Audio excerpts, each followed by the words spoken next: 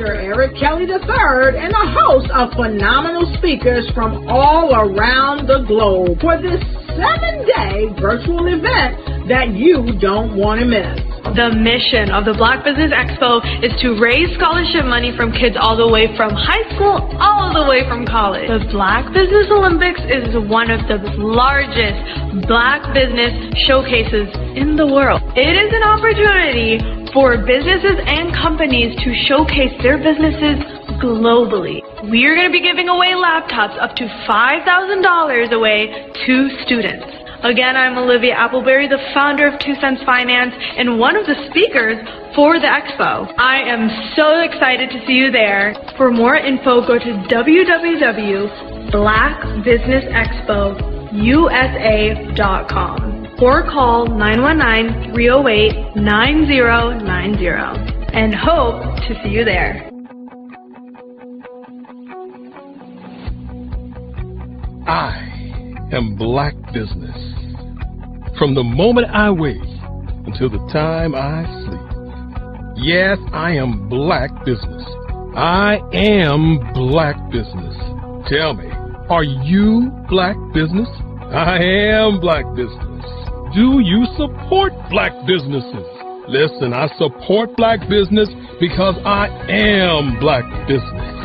Black Business Expo, one of the largest business showcases in the history of Black business in the world. The world!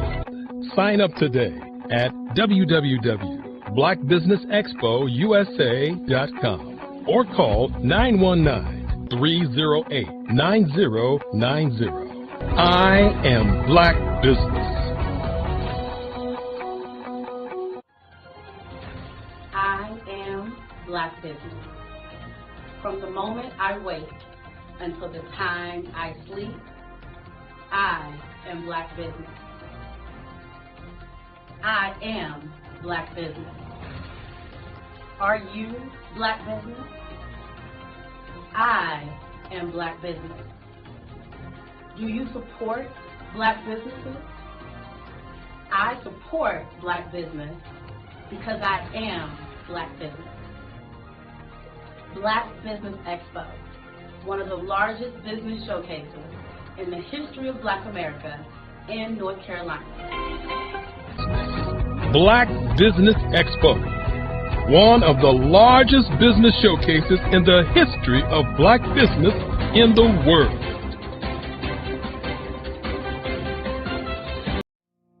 Did you know that approximately 333.34 million businesses exist today, according to a report from 2021?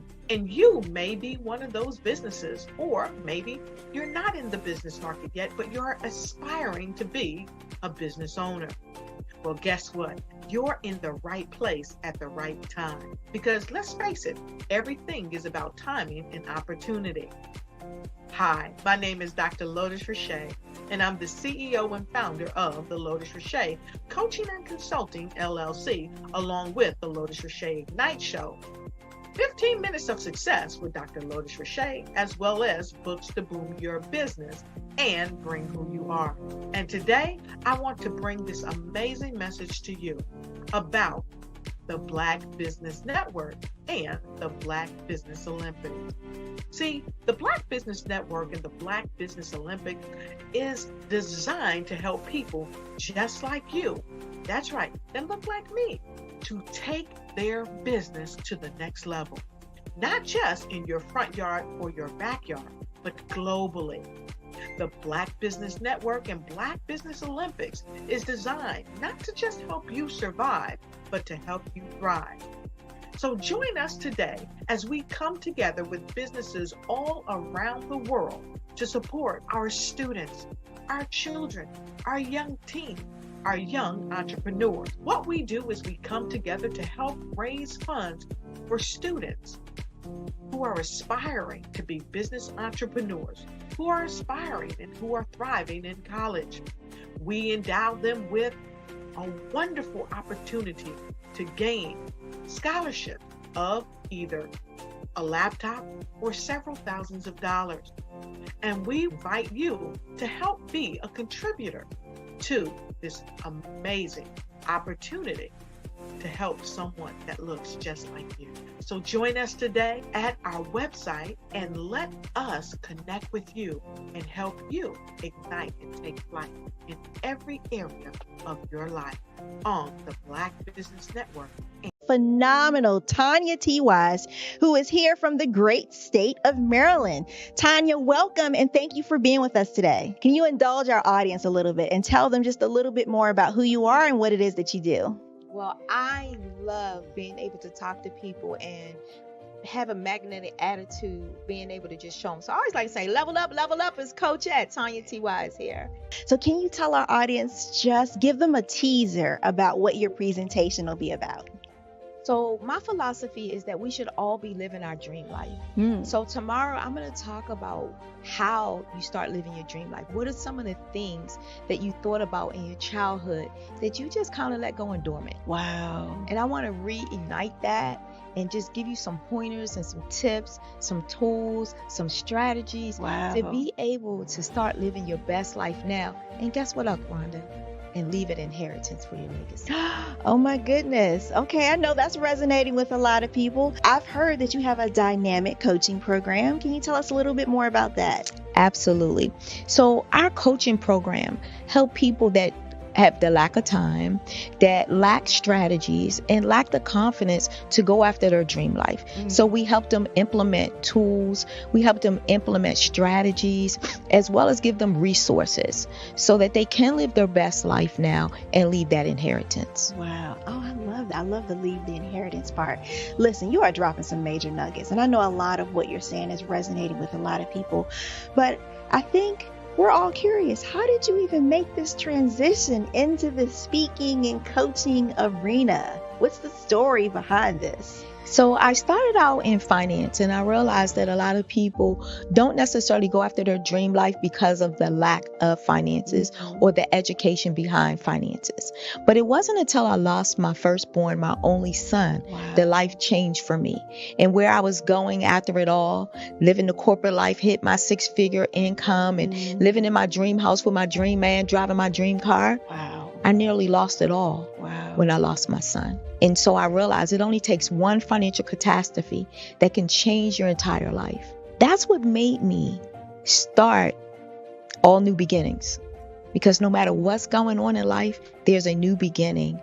And because of that, we develop a program called Wise Minded. My little slogan is, don't just dream it, let's live it. If they want to connect with you or work with you, what is the best ways for them to be able to do that?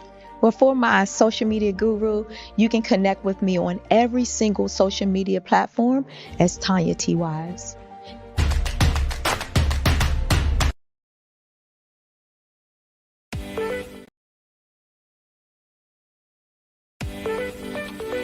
You are in the right place at the right time.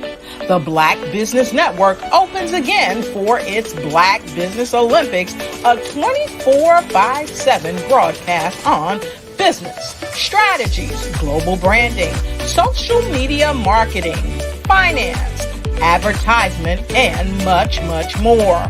Featuring the top, most powerful entrepreneurs and speakers and thought leaders from all around the world as they gather together for this phenomenal event.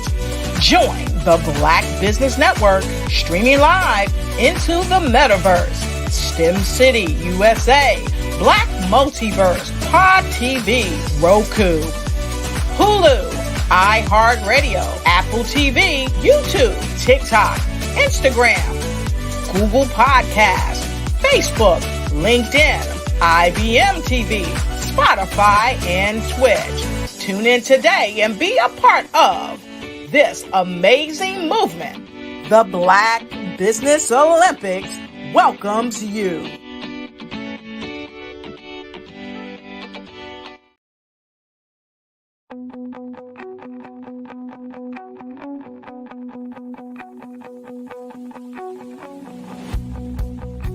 I am Black Business. From the moment I wake until the time I sleep.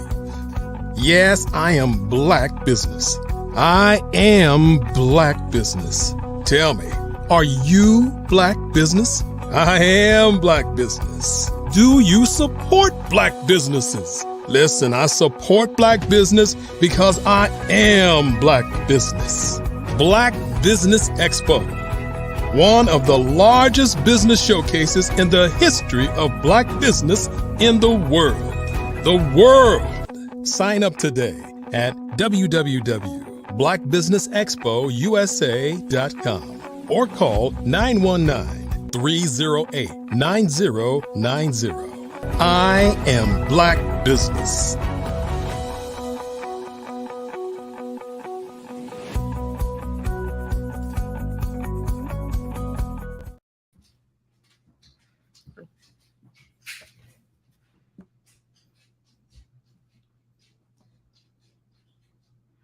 Good afternoon, business owners, entrepreneurs, thought leaders, and corporations. Welcome to the Black Business Network. My name is Marak Hicks, and I am the founder and CEO of Miracle Recruiting. I am your business moderator for this afternoon on the Black Business Network. The Black Business Network is a 24-hour business network showcasing Black businesses, business owners, entrepreneurs, and thought leaders. We have speakers from North Carolina, London, Singapore, Africa, Japan, and cities all over the United States. The Black Business Network is a global community sharing its business knowledge to empower, inspire, and educate businesses about business. Our next speaker is Dr. Stephanie Audrey of 420 Wellness Jamaica Incorporated. Dr. Stephanie Audrey is a serial entrepreneur with over 3 decades history of conceptualizing, launching, scaling, and operating multi-billion-dollar organizations. Dr. Audrey is recognized as a proven leader in the real estate, finance, and development sector, leading design and building teams through the development process while ensuring that the scope, schedules, and budgets were maintained for multi-billion-dollar portfolios of projects under her leadership. I present to you Dr. Stephanie Audrey. Hi, Dr. Stephanie. How are you? I'm fabulous. How are you today? I'm doing all right. Thank you so much for joining us. Thank you. I guess there's a slight delay. I don't see myself yet, but if you can hear me, can you hear me okay? I can hear you and I can see you and your lovely background. I wish I was where you were right now. Okay, no worries. All right, fantastic. Wonderful. Well, thank you so much. And thank you for having me as a guest today on the Black Business Expo Olympics. I'm looking forward to sharing. Of course. Alrighty, so I'm going to leave it to you. And with that, genius is common. I'll see you on the other side. Wonderful. I'll see you on the other side. Well, everyone, thank you. Thank you for allowing me to join you again this time for a continuation of our conversation. We've been talking about the global economy. And so, as was mentioned, I am the CEO of what used to be 420 Wellness. We are now Zeniverse Wellness Group, Inc. is the parent company of our organization. And we are involved in the global wellness business, where we're launching a series of wellness resorts, as well as participating in a space that's now being defined and called food as medicine, which really talks about helping people begin to consume options of better quality food. So perishable and non-perishables, as well as meal kits, and I like to say, our tools, tinctures, and formulas that we use to help you move your body to wellness. So Zeniverse Wellness Group, we are in the space of real estate. We physically acquire and reposition assets under our various brands. At this point, we have 3 brands in our portfolio that we're initially working with. So 420 Wellness is one of those brands. We have 420 Wellness Jamaica, 420 Wellness South Africa, and 420 Wellness London, that are all in the current round of releases. And then we're working on other markets as well. So we'll have some more announcements coming up about some of those other locations that are at different stages of development. Additionally, we find ourselves knee deep in the food as medicine sector, which is where we're working on. We're farmers. We have a series of farms in our portfolio as well.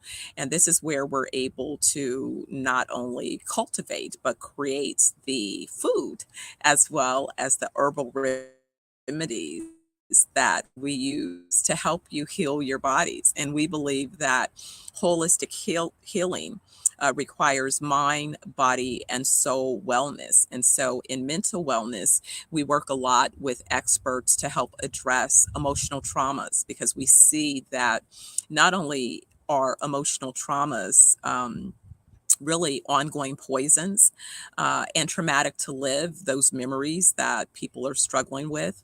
But that the other sad part about it is each time you're thinking toxic thoughts, sadly, there is a consequence, because you're releasing those same toxic chemicals within your bodies, which means you're killing your cells.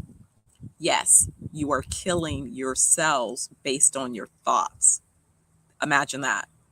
So when you begin to get older in age and you wonder why you've had a more rapid depletion of certain natural, you know, um, cellular strength, natural minerals and vitamins that your body once produced, if your thoughts were also causing you to deplete those natural herbs, minerals, and cellular health that your body would have, then you'll find yourself in a situation where illness and illness disease begins in your mind. It begins with your thoughts. You may not be thinking about the particular disease, but it's the thoughts that you're holding about how you're experiencing your life, your relationships, that are contributing to the disease. And that's unfortunate, because what happens is when you have cellular decay, when your cells begin to atrophy, then those cells send a signal that, hey, I'm dying over here. And usually that's what activates the cells within your body that are cancer. And cancer then goes to those cells where there's deterioration and typically forms and begins to manifest as cancerous cells. And the reason being is that we all have cancer cells within our bodies. That was by design, so that when we pass on, our body has the ability to decompose. And so that's what the function of normal, healthy cells would do at the time of your passing, your demise. Then those cancer cells would go to work and decompose the physical body that you presently occupy. So your thoughts really matter. So thoughts, that mindsets, and emotional care. The second area that we focus is on your physical body. And we focus on your physical body by assisting you with establishing gut health. And gut health is essential because, again, your gut has trillions of, little biomes activated in your body by different things. And so if you're eating food that lacks nutritional value, unfortunately, you're not feeding the good cells, you're feeding bad cells. So the bad cells are multiplying. And those bad cells, again, takes on a life of their own and contributes to your mental. You ever talk to somebody and they say, oh, I feel like I've been in a fog, or I'm in a little bit of a zombie, state. Or you talk to someone who, after eating a meal, they immediately become, comatose, they're sleepy, they're exhausted. That should be a sign that something is not right. You're not supposed to feel like you're ready to go to sleep because you've consumed a meal. That something is off. When I eat a meal, when I finish a meal, I'm energized. I'm ready to go some more. I'm not ready to go to sleep. I'm activated. My brain is alert and energized, and I feel like I have more energy. So if it is that that's not what you're realizing from your meals, then that should begin to become a key indicator that something is off base. But today, what I wanted to do was to continue the conversation because I've begun a couple conversations with you all.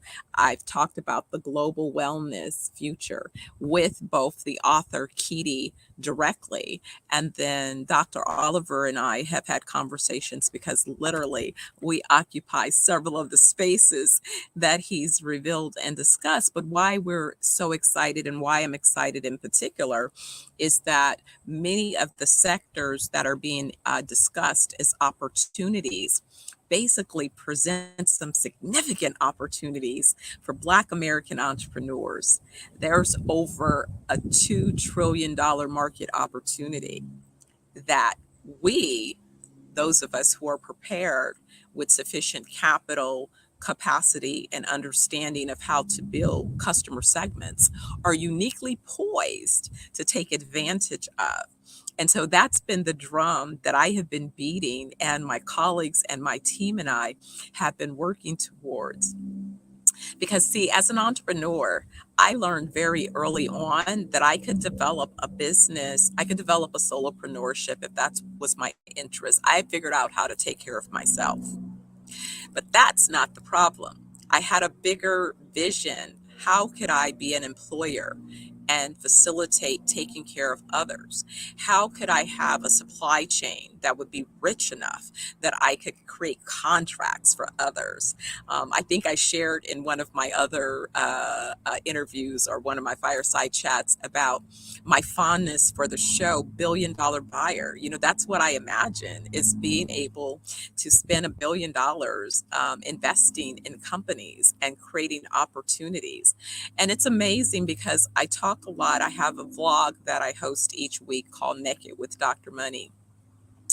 And during that vlog, I talk about mindsets. And the reason that I really harp on mindset is I've come to recognize that there's a different mindset that's held by the top performers in the world.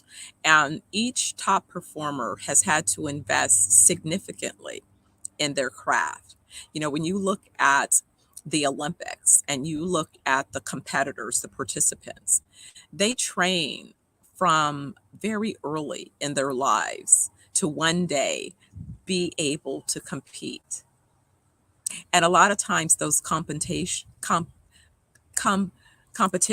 are small. You know, they might take a minute or 2 minutes to complete that particular activity, that event. But they've studied for years and years and years, and you have kind of one crack at that opportunity.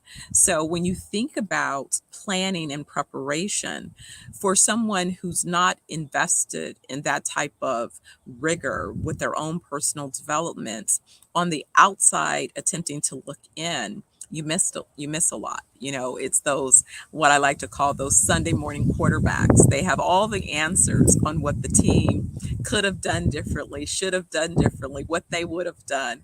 But it's easy. You're sitting on the bleachers. If you're out on the field, it's a different experience. It's a different set of information. It's a different set of data that's you're experiencing. And that's not the same experience from the bleachers. So oftentimes when you're working on something, you really do have to turn off the outside noise.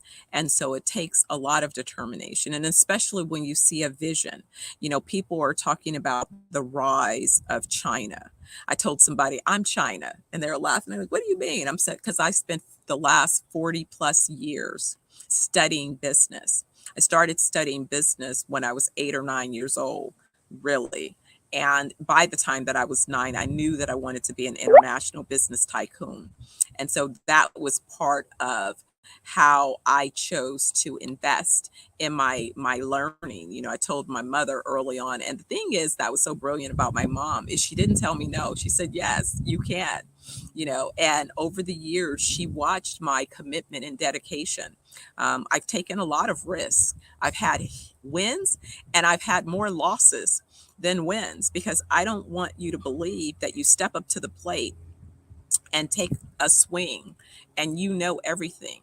At every level of any game, there are rules of engagement.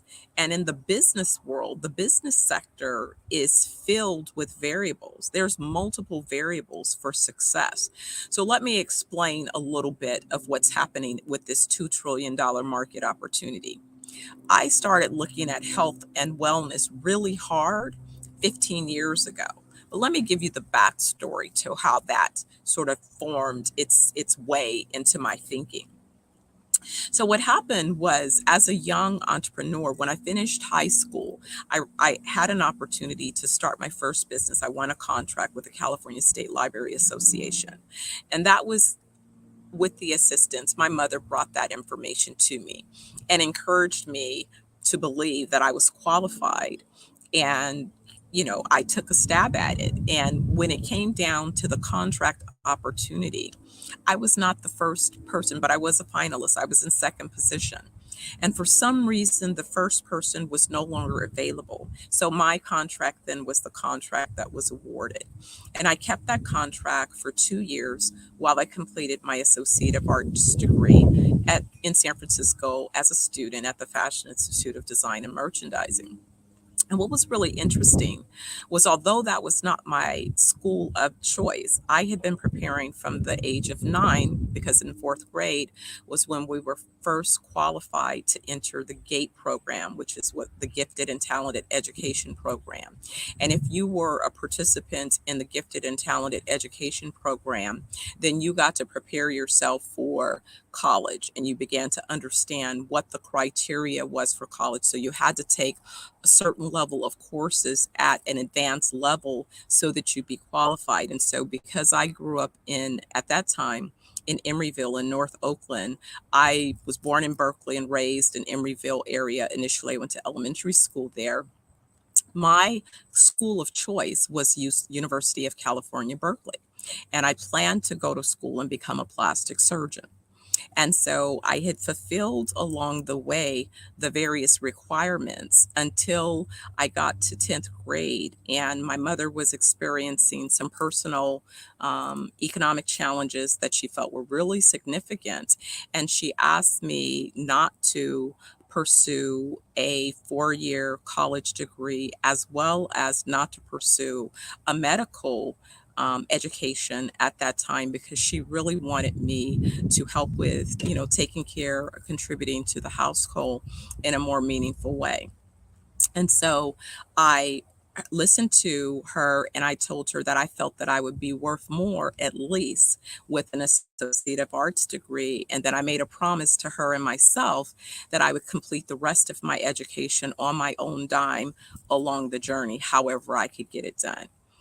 And it took 40 years, right? Because I can tell you that affirmatively, because this weekend I'm going to my 40-year high school reunion. In fact, I'm in the San Francisco Bay Area right now because they broke it up into 2 parts. Part 1 is a dinner this week, and then the rest of the weekend in Las Vegas. So, yes, it's been a 40-year journey, I can affirmatively say.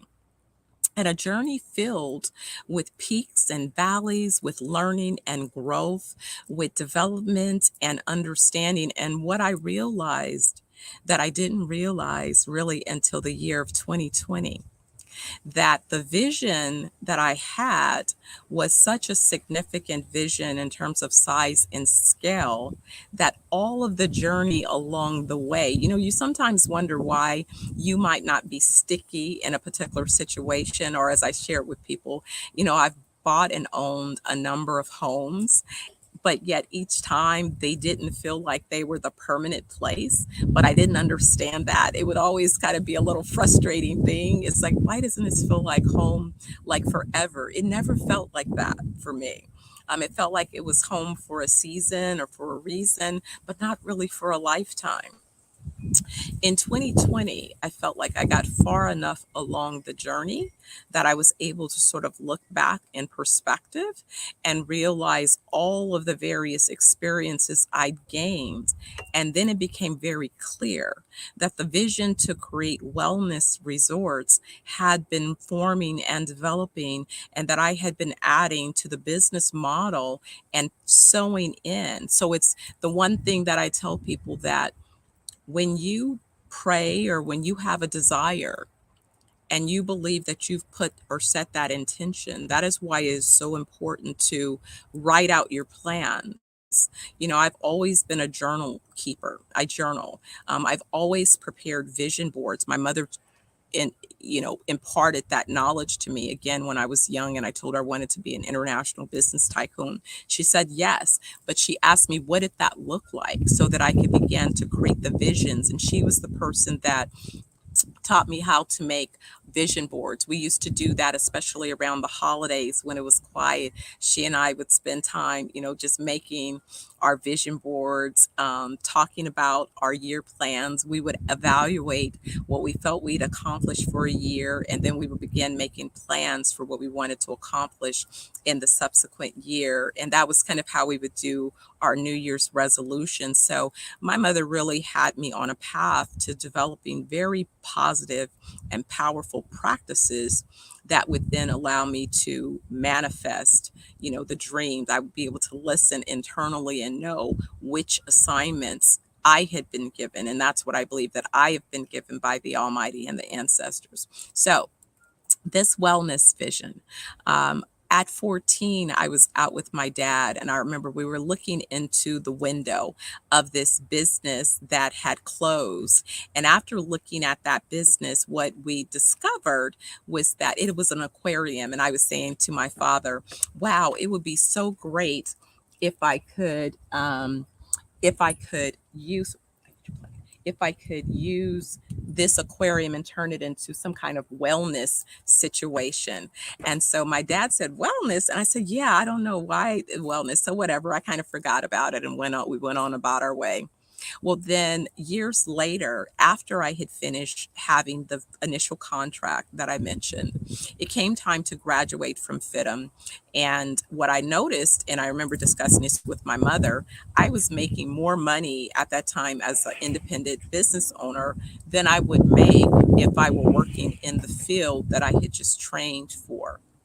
But at the same time, there was still this perceived uncertainty about me as a young entrepreneur. And I agree. I wasn't sure. I was, taking chances that I didn't know about. And so there was certainly this preference of having a secure position or job. But anyway, I got an opportunity to work in the marketing department of the Claremont Resort Hotel, which is located in the Oakland Berkeley Hills. And at that time, the Claremont Resort Hotel, just for those of you who want a time context, this was the late 80s. And our big marketing assignment at that time was updating the logo and branding, because we were making $1 million and over $1 million investment in this new thing called a spa.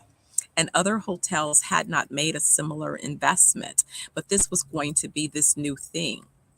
I was so fascinated about being part of that process and watching how you take an established brand and then reposition that brand for its next, season. And the reason that that was very important to me is before then, as an entrepreneur, I was fascinated with what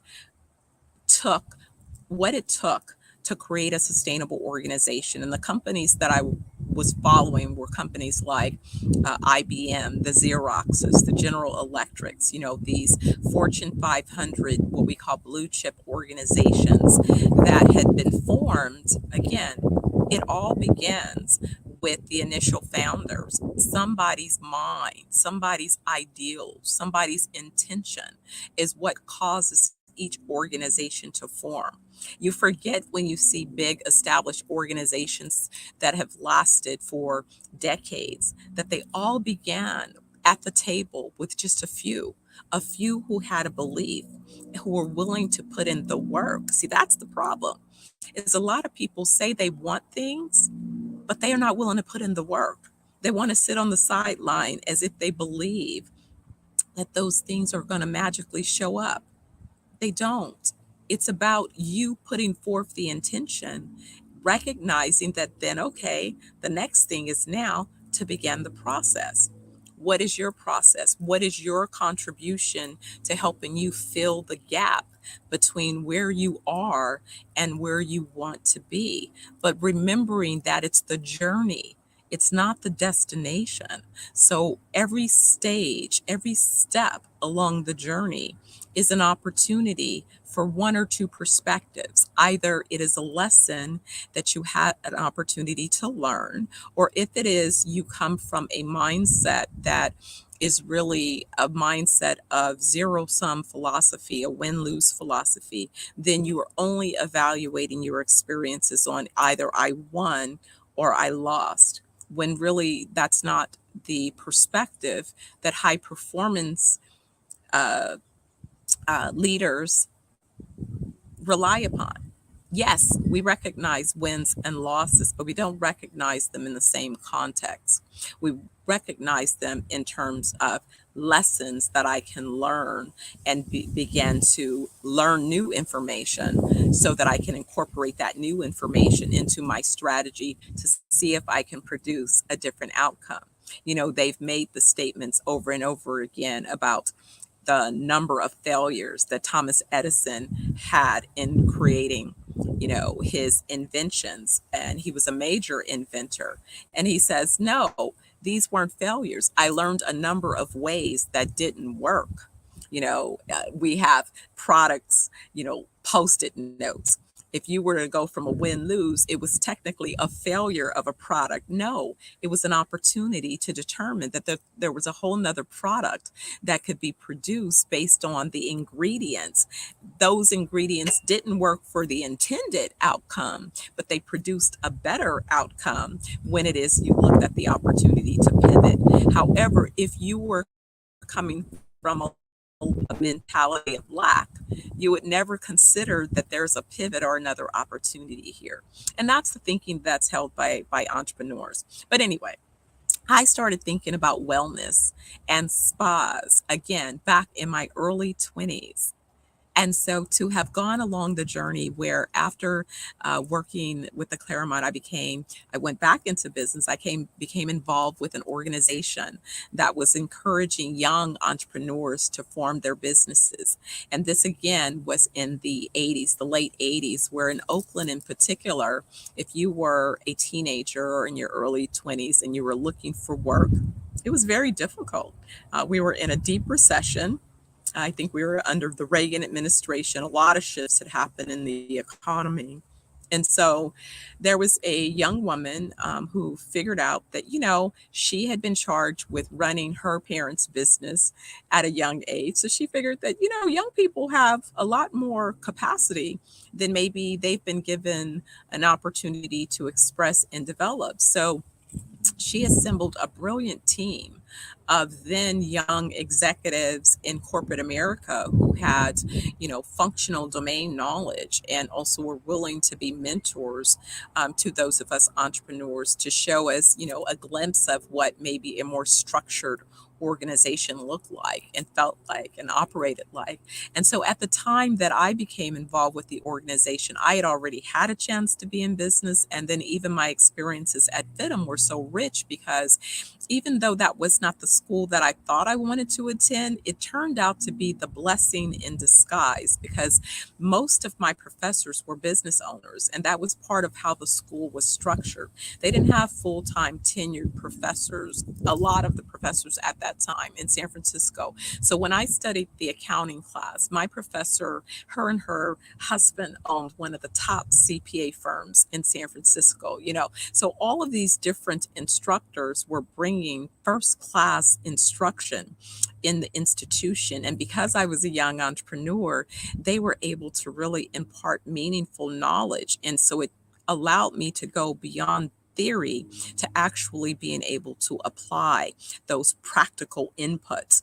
So by the time I became involved with originally what was called the East Oakland Youth at the East Oakland Youth Development Center, the East Oakland Youth Entrepreneurial Program. Later, we were able to rebrand it. In fact, it was my suggestion that we name it YES because I wanted YES as an acronym because of the political position we were taking. And so we became Youth Entrepreneurial Services. And then we were what, you know, you guys talk about WeWorks and all of these Regis, and we were early incubator of young people with offices on Grand Avenue in Oakland, where we were able to operate our businesses. Those who chose to operate full time. I don't think I had a full time location there. I think I ended up setting up and operating out of Preservation Park. But nonetheless, you had the opportunity to be part of this organization. And so I went through as a student, a young entrepreneur. I was able to present my business plan and secure the initial funding. And then I became a trainer of other young entrepreneurs during this process as well. And so that was such a rich experience because, being mentored with the likes of Carol H. Williams, who still has a thriving, successful advertising agency. She was one of the early people as a result of my meeting of Stan Aber. There were Ron Brown, Robert Brown. There were a number of powerful leaders, Laura, I think Cathright. No, that might not be her last name. I have to look back. But Laura, who was a JD MBA and the lead of the National Association of Black MBAs at the time. There was just a rich group. Al and Karen Gilbert, who were entrepreneurs with multiple businesses and, contributors again to the ecosystem. Art and Fraser Scott had a successful business in Oakland. So a number of these top participants and players in the market were who we had access to as young entrepreneurs. And so as I developed this vision around wellness, that's really what I was building my ideals from. So fast forward 15 years ago, I realized when the financial markets collapsed again and the sectors that were impacted were housing and commercial real estate. But what I noticed was other asset classes like health and hospitality, those classes seemed to be faring very well. I had strategically built my resume as a real estate developer in mixed use. And so when you build your resume to be able to be financed in a particular asset class. So what I discovered was it was necessary for me to add hospitality back into my experience, as well as adding health in some form. And I knew that I didn't want to do hospitals as they were currently configured and designed because I really didn't even believe fully into the Western philosophy of medicine. So I began thinking about what it was I wanted to create. And that's when I came up with this idea of a Medispatel. So that is my own asset class and creation. And that is what we have put together our team to design and develop. And that is what you will begin to experience coming soon, because we will be opening up our first locations this year. We're planning to kick off our Jamaica locations in time for peak season, which begins in December. So some of you, we've had a few people sample. We are working on a licensing model as well, where we license our concepts. So if you've seen Starbucks, and Starbucks have several company-owned locations, but then they have licenses. They have locations where they might be in your supermarket. They might be in your office building. They may have a Starbucks location in your nearest hotel. That's what a license model looks like, where a brand is able to occupy unique spaces without owning the entire space. And if any of you have stayed at a Ritz-Carlton, it's the same thing. Ritz-Carlton's, the flag is a flag and an operating methodology, but the Ritz-Carlton does not own the physical real estate, right? Again, when you understand the business, see, I've always been curious about, let me understand the structure. How is the entity structured? How is the entity then financed? How was the company set up to scale? Those types of decisions have been very important to me along the journey. Hence why at this stage of development and why at this stage with our business, we're able to go forward in a significant way as players and participants in the entrepreneurial ecosystem in the global business place. So I started off, and I think we're coming up probably close to time, so I'm not going to spend too much more time here, but I encourage you all to really understand that this global wellness future is real. And the spaces that we've chosen to occupy include the area of, again, our wellness resorts that are destination, and we have kind of two places that we play. We play in the wellness space, and those are for our guests that are currently considered healthy or closer to healthy. So they're not necessarily going because they're dealing with a current illness. They're healthy and they want to maintain and strengthen. So you're a top performer and you are investing in your wellness. You know, we talk about, oftentimes I talk about this with my son. LeBron James plays at a high level. He spends millions of dollars a year on making sure that he can physically and mentally perform at that high level. You don't magically get on the floor and perform without having made some investments prior to. So we speak to that particular audience of high performers. We also address an overlap of medical as it relates to chronic conditions. So if you have an existing chronic condition and you're exploring alternative treatment modalities, our team of functional medicine physicians led by, excuse me, Dr. Aubrey Oliver, is where we go down the path of helping you to accomplish wellness holistically by addressing whatever chronic conditions you're facing. And again, we're looking at your mind, your body, and how we can overall contribute to your soul after we've gotten your mind and body addressed and you're back on track.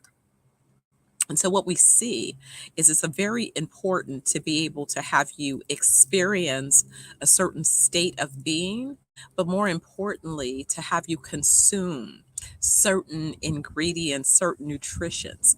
See, if you're eating nutritionally dead food, then eventually your body cells can begin to atrophy because they're not being nutritionally fed.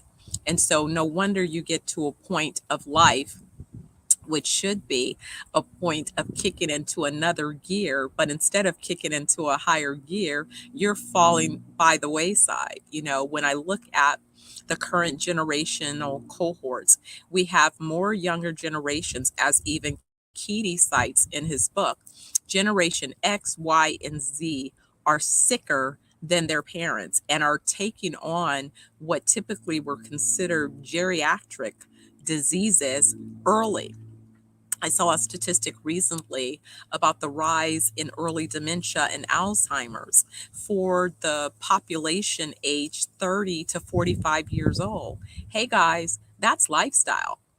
That's lifestyle. Dementia and Alzheimer's is type 3 diabetes. That's sugar on the brain. Sugar on the brain. So the biggest problem is your sugar consumption. But again, if you are not aware of this, and if you're not aware of what comes to sugar, it's not just eating white sugar, it's what foods are you consuming that turn to sugar in your body. Remember that you're getting sleepy after eating a meal. Those are some of the things that you need to explore and understand. So what we believe in is that it's very important to maintain a certain balanced state within your body. The only way you can do that is to recognize first, what is the current condition of my body, of my wellness, and then understanding that to work on the mindset, because again, it's amazing how many people have been brainwashed. But again, that is what effective advertising and marketing does. If you hear the same message over and over and over again, irrespective of the validity of the statements, you begin to believe it. Hands down. I know I own an advertising agency. And in advertising, the thing that we did is we studied psychology. We study human behavior. We focus test the messages oftentimes before we release them.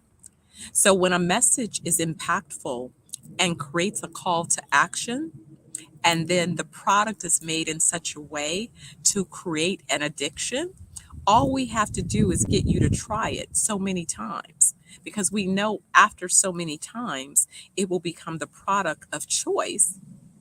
And in some cases, it will become a addiction. that you pursue that particular product. So instead of using the power of advertising to have you become addicted to things that are hurting, our aim is to have you addicted to things that are healing. We want to help you heal your mind, body, and soul. And that does require mindset. It requires physical consumption of new ingredients. One, you have to detox your body from the dominant ingredients that are controlling your body. Think of your body as an energy system. An energy system that is being fed through its cells, through the bloodline. Okay. And so if it is, the blood is toxic, then as it circulates throughout the body, all of the organs that it touch are toxic as well. And so if you want to detoxify your body, detoxify your brain, some of you detoxify your pituitary gland. Oh, I forgot to mention, this will probably be blocked when I say this, but if you're using fluoride toothpaste, your pituitary gland has been shut off.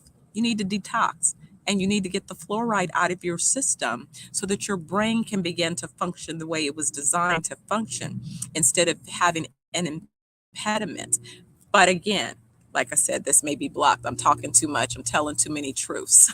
This is why we had to create an environment and a space where we would be allowed to tell people the truth and provide them with meaningful information backed by solid research. Again, a lot of people talk about a lot of things. I like to be fact-based as well as to collect the data. Let the data, and remember, not all data is the same because you need to understand, again, what is the intention behind the data. So when you see DBA after my name, that's Doctor of Business Administration. What that means is, as a doctor, the goal of becoming a doctor is to become a master of research under the area of your interest. My interests happen to be international business. And how I plan to play in international business was around capital, around venture. So my international business focus, my doctoral dissertation I prepared was on venture capital for independent filmmakers. So when people hear me call myself Dr. Money, it's not just because I practically proved that I've been able to add profits to every organization that I touch, but I also earned it. I earned it. Oh, paper, right? But enough about that. What I'm saying to you is market opportunities. Market opportunities present themselves and determine and based upon your ability to be prepared for those market opportunities, that will determine your ability to participate and play. It's not waiting until you see the manifestation of the opportunities. It's not too late, but it becomes more challenging when you enter a crowded marketplace. But if you're going to be a first mover, you also have to be structured so that you have resources that allow you to be a first mover moving into a space. So if a first mover decides to enter a space, you have to be well resourced. So we're talking about not only your capacity, we're talking about the capital, and we're talking about a keen understanding of the market segments that are available for exploit. So when we talk about this global wellness opportunity, what has come back as early feedback is that the world globally understands how the US has created capitalism, but not everyone believes in the philosophies. They like some of the capitalistic outputs, but not the approach. And what that means is the US and many of the countries formed from an imperialistic mindset, which means they put in place a philosophy that said it's a zero-sum game. So a win-lose proposition. So the way to do business is winner takes all, and everybody else is a loser. What we've discovered is that that's not sustainable. Sure, it took time. Most things take time before they prove out. That's why most people fail to realize or gain the knowledge because they don't stick with something long enough to really see the time, to see the outcome. Like I said, I watched China. I've watched China build itself up to a strong superpower over my journey as a young entrepreneur developing my skills. So I can honestly say I've been watching China for over 40 years and I've learned a lot in being able to watch them become the manufacturer for the world and then turn that into their superpower. So it's about recognizing opportunities and putting yourself in position so that you too can capitalize on those opportunities. It requires gaining business insights. If you're not following business news, not only domestically, but globally, you are not being educated properly to be able to be a participant in global market opportunities. You're going to suffer because there's a significant shift. And if you're not poised to participate, you will feel the pain. So anyway, thanks so much for an opportunity, to share this perspective. And I hope that we'll continue this dialogue so that more entrepreneurs can begin to consider how they might participate and capture some of this $2 trillion business opportunity. Amazing. Thank you so much, Dr. for joining in for sharing today. Thank you. Thank you so much.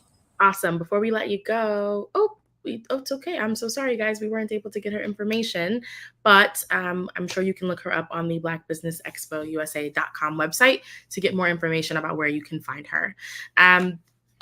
Next up, I wanted to share a little bit more information. The Black Business Expo's mission is to raise funds for high school seniors going to college or K through 12 entrepreneurs. This expo is a fundraiser for students.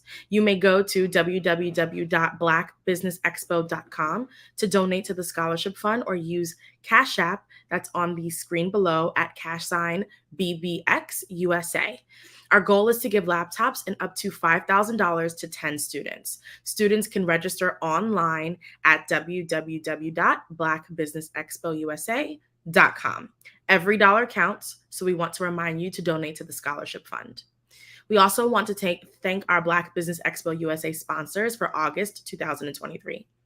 Those are NC100, Moody Capital Partners, Suede Soul, Lotus Reach Coaching and Training, Carolina Virginia Minority Supplier Development Council, Step Management, BHS and Associates, Marjorie McLean Foundation Incorporated, Genius is Common, Earth Essentials, Malaine Chennai Global, Executive Women's Success Institute, The Quality Coaching Company, Superwoman Business Service, Creative Force Studios, Lee Entertainment, Artistic App Design, and Black Business Expo USA.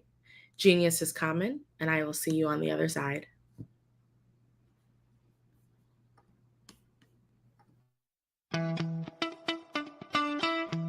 How many times have you been asked to help someone you didn't even know, a student, a business entrepreneur, or did you ever even ask, where did they end up? That business, that friend, that entrepreneur. Well, just maybe they ended up in a gang, bankrupt, homeless, or worse, dead. Maybe they turned to crime, drugs, and alcohol. Did you ever wonder?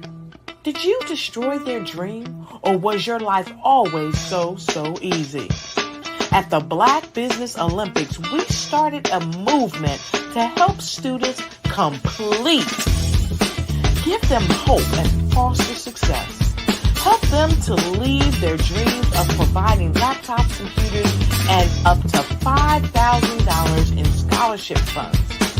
Today, we ask you to help a student, a business owner, or an entrepreneur to realize their dream by sponsoring them, supporting them, and buying from them. Consider this. With $1.6 trillion in our Black community, we only ask for a small donation for our students, our businesses, and our entrepreneurs. And you can change a life today. So I ask you, what are you going to do? Sit on the sideline and watch our students in high school be leaving, miss out on their dream from lack of resources? Or are you going to donate to the movement and change their future and yours as well? Give us a call today at 919-308-9090. Change their life by investing with action to the Black Business Olympic Fund. The Black Business Olympics, one of the largest business showcases of Black business in the history of the world.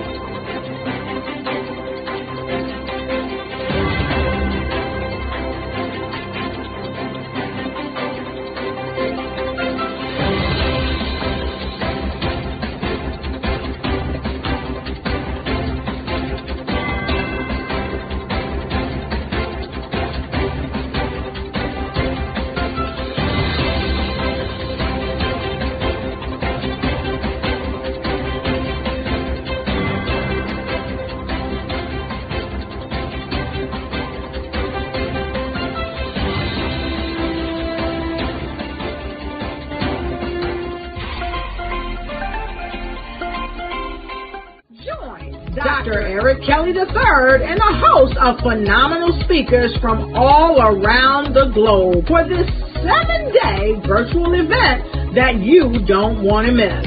The mission of the Black Business Expo is to raise scholarship money from kids all the way from high school, all the way from college. The Black Business Olympics is one of the largest Black business showcases in the world. It is an opportunity for businesses and companies to showcase their businesses globally. We are going to be giving away laptops up to $5,000 away to students. Again, I'm Olivia Appleberry, the founder of 2 Cents Finance and one of the speakers for the expo. I am so excited to see you there. For more info, go to www.blackbusinessexpousa.com or call 919-308-9090 and hope to see you there. I am Black Business. From the moment I wake until the time I sleep. Yes, I am Black Business. I am Black Business. Tell me, are you Black Business? I am Black Business. Do you support Black businesses? Listen, I support Black business because I am Black Business. Black Business Expo, one of the largest business showcases in the history of Black business in the world. The world! Sign up today at www.blackbusinessexpousa.com or call 919-308-9090. I am Black Business. I am Black Business. From the moment I wake until the time I sleep, I am Black Business. I am Black Business. Are you Black Business? I am Black Business. Do you support Black businesses? I support Black business because I am Black business. Black Business Expo, one of the largest business showcases in the history of Black America in North Carolina. Black Business Expo, one of the largest business showcases in the history of Black business in the world.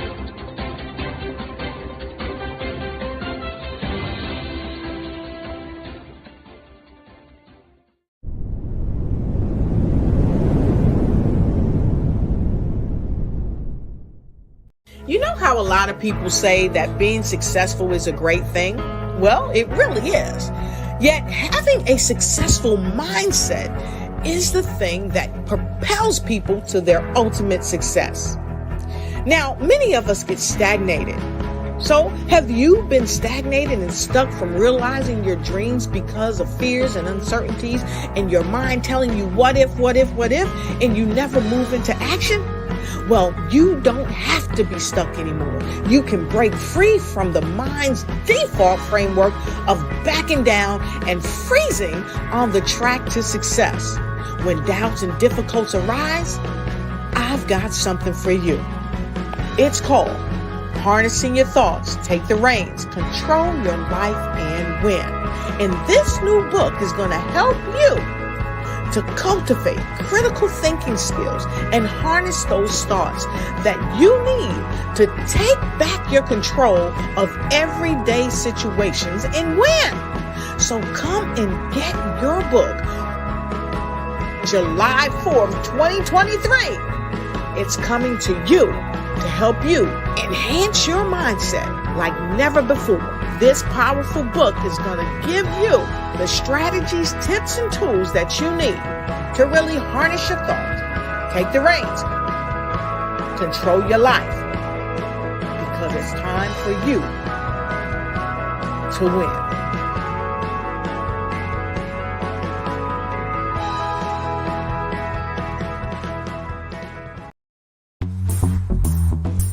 Attention all entrepreneurs and companies. Are you looking for reliable and efficient virtual assistants and back office support to help you manage your business tasks? Look no further than Superwoman Business Services. Our team of virtual assistants provides a full range of administrative support services, including operations management, social media marketing, and much more. We also offer website design services to help you create a professional online presence that reflects your unique brand. In addition to administrative support and website design, we offer business development and structuring services to help you grow your business and achieve your goals. We'll work closely with you to identify areas of improvement and develop a customized plan to help you reach your full potential. At Superwoman Business Services, we understand that running a business can be overwhelming and time-consuming. That's why we're here to help you fly high and achieve success. Our virtual assistants are highly skilled, experienced, and dedicated to providing you with the support you need to thrive. Come fly with us and take your business to new heights. Let us help you become the superhero entrepreneur you are meant to be.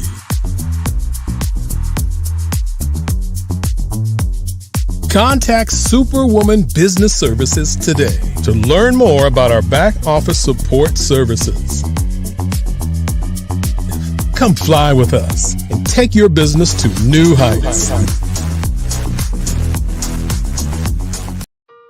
Hello, this is Israel, and I am CEO of Daydreams Interactive and author of Princess Planet.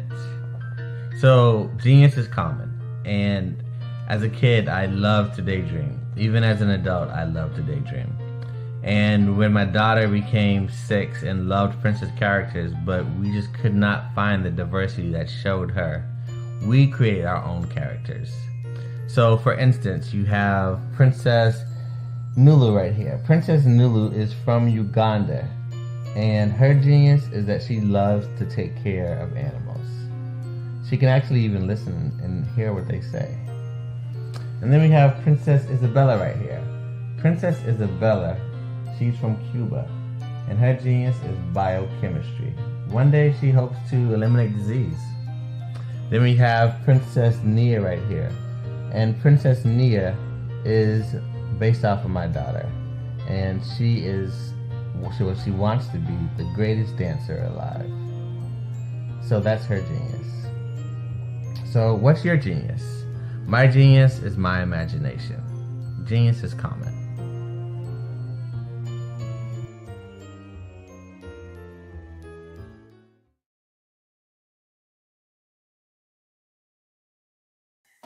Hey guys, my name is Caden. I'm the CEO of Caden Teaches, and my genius is teaching kids about financial literacy.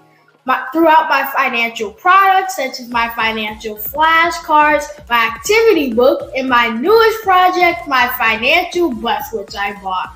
And on the bus, it has a mock bank where kids will learn how to deposit and withdraw money, a mock grocery store where kids will be able to learn how to have a family budget, and a mock stock exchange where kids will even be able to learn how to invest in stocks. Now, I decided to start teaching kids about financial literacy because I find that most kids graduate high school without even knowing the basics about financial literacy. And I feel if I were to teach kids about financial literacy, that I would be able to help kids tap into their genius. And I actually learned about financial literacy to my dad because I would go to business meetings with him and I would always see that they were talking about financial literacy. And at that point, I didn't understand what financial literacy was. So I took it upon myself to learn about financial literacy and teach it to kids in a way that they could understand. But I want you guys to help me help kids tap into their genius by going to my website, cadenteaches.com, and you can sew into me in my financial bus by going to my GoFundMe link. And remember, if Caden can, you can too, because genius is common.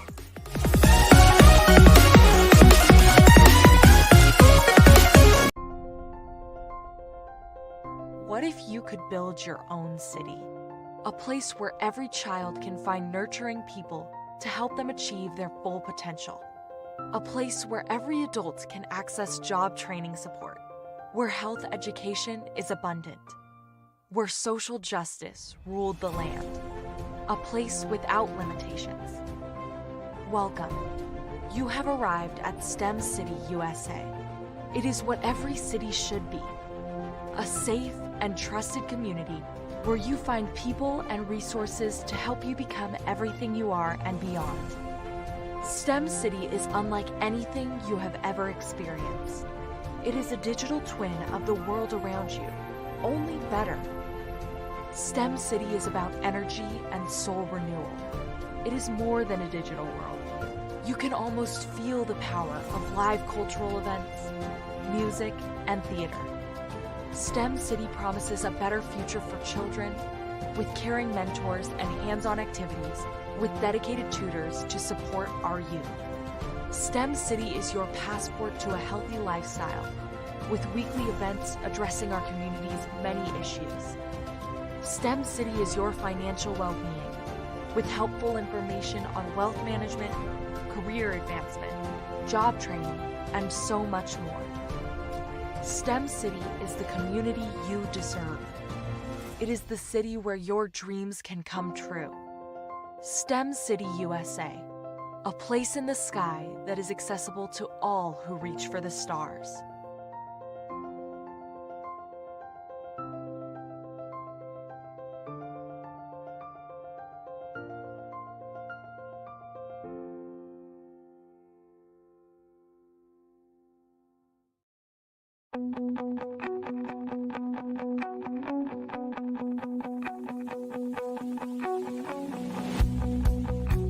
I am Black Business.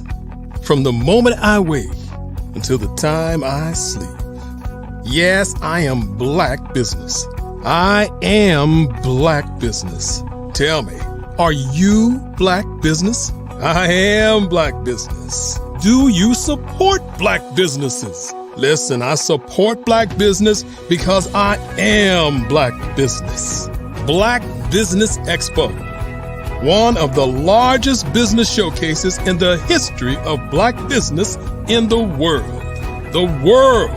Sign up today at www.blackbusinessexpousa.com or call 919-308-9090.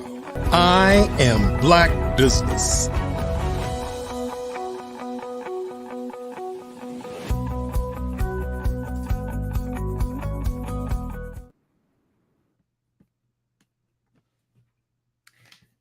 Hi, everyone.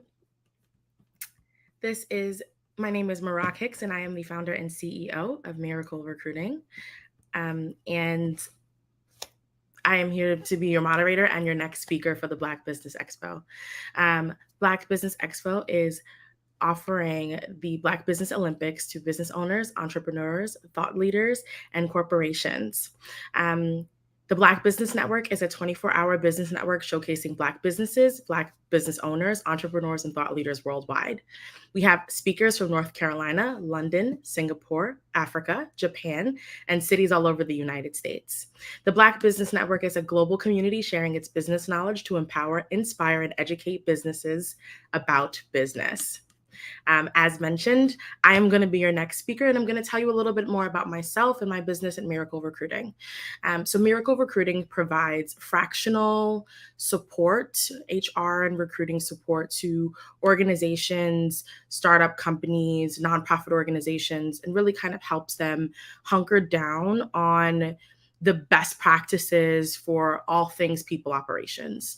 The way that I like to think about it is we like to create partnerships with organizations that allow individuals to bring their full selves to work and to feel completely and fully supported in their time working for a company.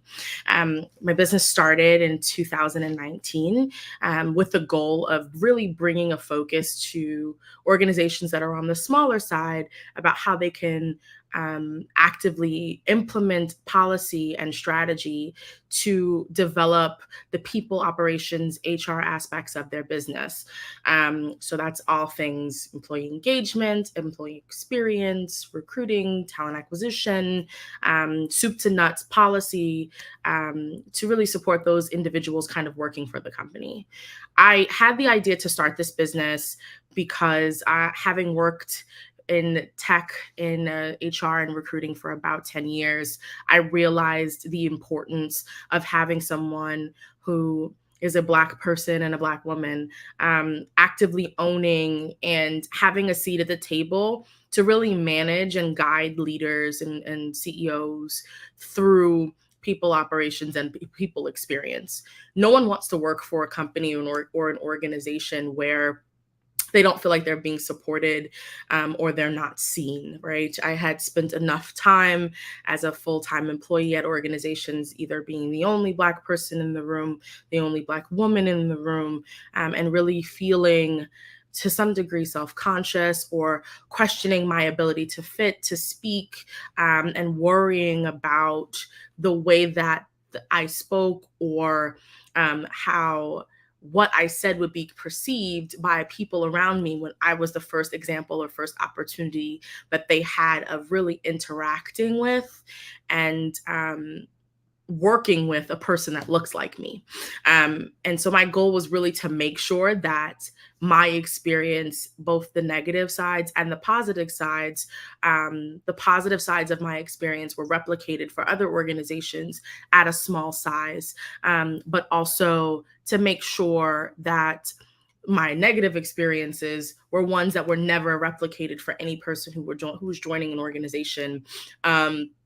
Moving forward, it was really important to me to make sure that diversity, equity, and inclusion and hiring talent of diverse backgrounds was on the forefront of the minds of the companies that I worked with, specifically because it gives opportunity to individuals who look like me to work inside of these organizations in other positions outside of just the customer service team, right?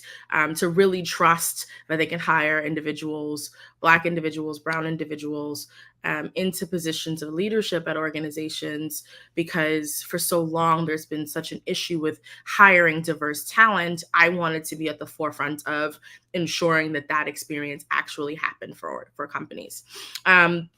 So I started this business in 2019. I took all of my understanding, training, and learnings from my 10 years of experience in HR and recruiting and hit the ground running to make sure that every organization that I partnered with would be set up for success, right? It also meant that being in that position as an interim head of HR or an HR consultant, I was giving voice to people in the organization that may not have previously felt like they had a voice. So it meant that to some degree, my role was not just my role, and my business does not just sit in the intersection between the people and the employee, or between the employee and the company, but it also creates an experience where we get the opportunity to mentor Black individuals who are looking to break into corporate America, into corporate industries, and into the tech industry as well. So the second half of my business has been super related to the individual who is looking to get hired, right? In that situation, something that I have personally noticed working as a recruiter and on the recruiting side of the table is that most people do not know what a recruiter is looking for or thinking about when they're reviewing a resume. And most people have a difficulty when it comes to understanding how to sell themselves in a resume, right?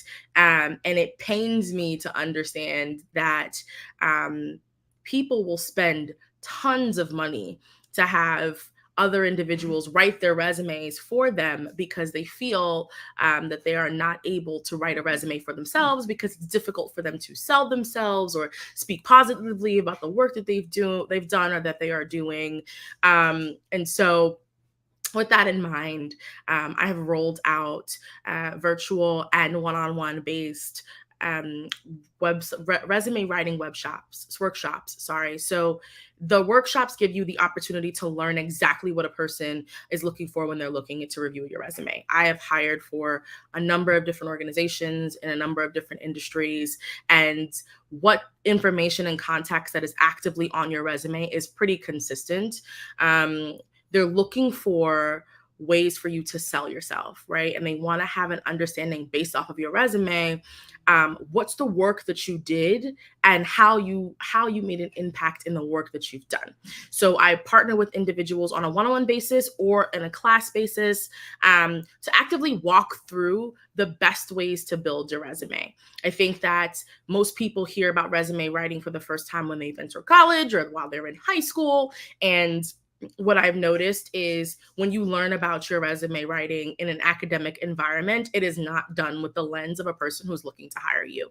Also, it's probably done in a very outdated fashion, right? And that resume and the work that you have done with your resume is something that is actively going to follow you throughout your career, whether you continue to work in a corporate space or if you transition outside of corporate America and you decide to start your own business, the resume shifts from being a resume to a curriculum vitae or a CV, but the ability to sell the work that you've done and the things that you have experience with doesn't necessarily change. So it's really to create an impact in helping individuals learn how to best sell themselves and the work that they've done so they can either achieve job opportunities or have job readiness. So that way they are in their best shape and their best condition to take on whatever is next. So those are the two aspects of what Miracle Recruiting does and how we actively cover it from the employee side all the way to the business side. So just to give you some more information and insight for the business side and how we work with leaders, we come in and actively become fully invested into what your organization is doing, right? When I'm working with a client, when anyone on my team works with a client, we want to make sure that to the internal employee base, to candidates that we may be hiring for your team, that they have a feeling that we as an organization or we as consultants have a full digested grasp of what the organization is. We are not a staffing agency, right? So we don't just place people into the organization. We want to be fully invested in the work that you're doing, in the product that you're creating, in the culture of your organization, whether that be defining the culture for you and your team or becoming fully engulfed in said culture. It's really important for us to get a sense of why this is an amazing company to work for. Why would people want to work for this company? And then establishing relationships with your internal team members, because if we're coming in to take on an element of the HR and recruiting process, we want to establish employee trust internally so that your employees can feel comfortable working with and coming to our consultants with any questions that they have or problems that they have. And then we take the foundations that we learn from your business and your organization and use that to help influence HR and people operations strategy. So that could be anything from policy generation and policy creation. One of the big ones now that we are working on and working with organizations about is this idea and concept of back to work and back to office. Does it make sense? Should companies completely move remote? Why or why not? The way that we like to think about that is specifically relating to your business's culture and the way your team members work together. I think that you can really establish positive and supportive cultures within an organization despite being remote. But at the same time, there are some organizations and some people who do better being in an office, right? So really finding and defining a balance between what makes the most sense for your business and your team and your staff as you're scaling to really define what a remote from home policy could look like. Another one that we actively provide strategy on is right now, there are some laws changing in terms of the compensation space, and it's a very big deal that New York State and California both are requiring businesses to share compensation information in their job postings. So how do you do that? Separate from just putting numbers there, is there a strategy associated to comp? What do you do if you're not sure of the compensation that you should be offering someone? Is it going to detract or deter great candidates from wanting to apply for your jobs because the salary range is too low? And how do you manage that? We actively get in the weeds with you and work really closely with you to roll out a complete compensation philosophy and package. What that typically will look like is we will create something called a compensation philosophy.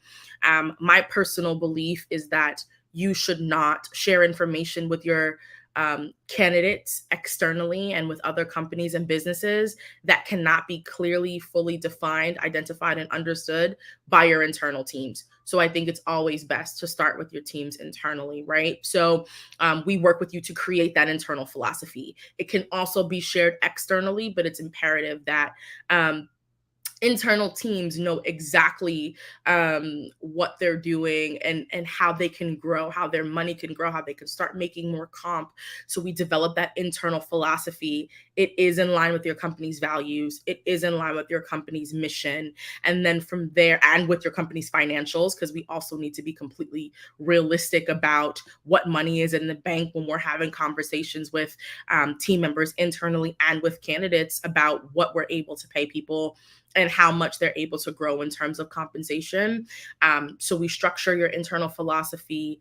We then roll out an internal comp band program, which allows transparency for your team. So separate from saying we care about compensation and this is how we think about compensation, be it salary, bonus, equity package, some people do spot bonuses separate from your annual bonus. Whatever comp looks like for you, right? We give employees an understanding of where they can grow in terms of compensation trajectory, right? So if you're at X level, how with good performance do you get to the next stage, right? To start making more money. And what does that bracket of comp look like? How is it decided? One of the things that I think that we do that's really unique and I'm really passionate about is creating ways for individual contributors, meaning non-people managers, to grow with compensation without needing to take on the responsibility of management. And I believe that that is something that's really important because management is such a big responsibility and not necessarily every one of your employees is going to be good at it, right? But we want them to feel celebrated and rewarded and like they're putting in a good work and seen for what they're contributing to your organization. So we create separating bands for people who want to grow and have grown in their work responsibilities, but aren't necessarily people managers. So we usually offer a couple of different tracks and we work with you really closely on what those tracks look like and who would be good candidates for them. We identify where everyone in your organization is with comp. So We do a report based off of where everyone is, based off of their salary, performance, and their contributions to your organization. And it's an opportunity to see when you're being underpaid, overpaid, based off of what their contributions are to the organization. And then from there, if you find yourself with a couple of individuals who are being underpaid and you did not realize they were underpaid in comparison to the work that they've done, we help you actively map out plans to true those people up to where they're supposed to be, right? Because if you have, let's say you have 20 employees who are not where they're supposed to be, it may not always be fiscally responsible for you to bump everybody up to where they're supposed to be all at once, especially because of where things are with funding for companies and where the economy is today. That's not necessarily a decision everyone can make. So we actively work with you on a plan that makes sense for you to true up individuals to where they are with compensation. And then from there, we then release the comp details to everyone. We tell you what your total compensation is, which is a breakdown of your base salary and how else you look at compensation within your particular organization. And then we explain your benefits. Part of explaining benefits is that most people think of benefits as free, but they're not. They cost your company money. So we want your employees to understand how much they as an individual cost your company it separated from just their salary, so they can see total numbers and get an understanding of where they are, what they're offered, what their value package is, so they can feel a little bit more sound with their compensation as we are kind of entering this age where employees are really thirsting and hungering for transparency. And then finally, we actively do the same thing for your recruiting process. So when it's time for you to hire people, and we sit down to kind of open those roles and work with you closely on hiring your folks, we will sit down with you and say, hey, okay, this is where the level needs to be in terms of work experience and knowledge on whatever the position is. And this role, based off of the market with companies of your size, should be coming in at X cost, right? So the salary for that role should look something like X or Y. And with that research, you can then feel confident about posting your job postings online, on LinkedIn, on wherever your angel list, wherever you're posting your jobs, with accurate compensation details that doesn't detour away the type of candidates that you're looking to hire for. We also create opportunities where if someone is worth more, is outside of the bands of what you're looking for, we pay people fairly. I think that it's important that the companies that we work for are aligned in making sure that they're going to pay their employees fairly. It's a good position for you to be in as an employer if you know that you pay people fairly, and if you get somebody who has more experience than what you were intending to pay that person, being mindful of that. Because paying individuals fairly and what they're worth is what leads to retention of that employee and keeps that employee engaged.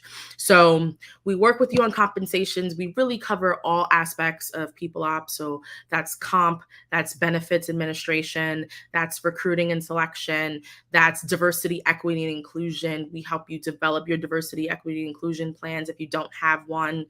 We keep you consistent. If you have over 100 employees, we make sure that your reporting for EEO is correct, and that it goes out in a timely fashion. If you have a global diversity, equity, and inclusion program, we get the opportunity to work with you and align on a program that's going to be beneficial and impactful for not just your team members and employees who are based here in the United States, but also those that are abroad in countries that may not necessarily allow for you to share the same information and diversity, equity, and inclusion metrics that you are able to share here in the United States. And then we build your program and we create programming and events and things for your internal team members to really feel like they can bring their full selves to work, whatever that is, however that is, right? So for an example, we've done events where African American team members had the opportunity to connect via Mixer, and really just get to know each other and have a good time while they're getting to know each other and other people in the space who are working in the industry that may not have known what the company was doing or how they did it. We created a space for that. Other events that we've held have been working in partnership with a celebrity who was an active user of our product, and making sure that that particular celebrity could really share how their experience with the product was beneficial, share any feedback, give perspective on what other members who might be product users, what they're feeling, and kind of relate it back to the usage of the product and why it's important to make sure that your product is incorporating a diaspora of people and that you're meeting your active customers the correct way. So it's more than just throwing up, creating events around food, but we do events with food related to make sure employees feel fully incorporated and are able to indulge within a culture. Is really important. So that's another aspect of what we do, and we actively can work with your business on.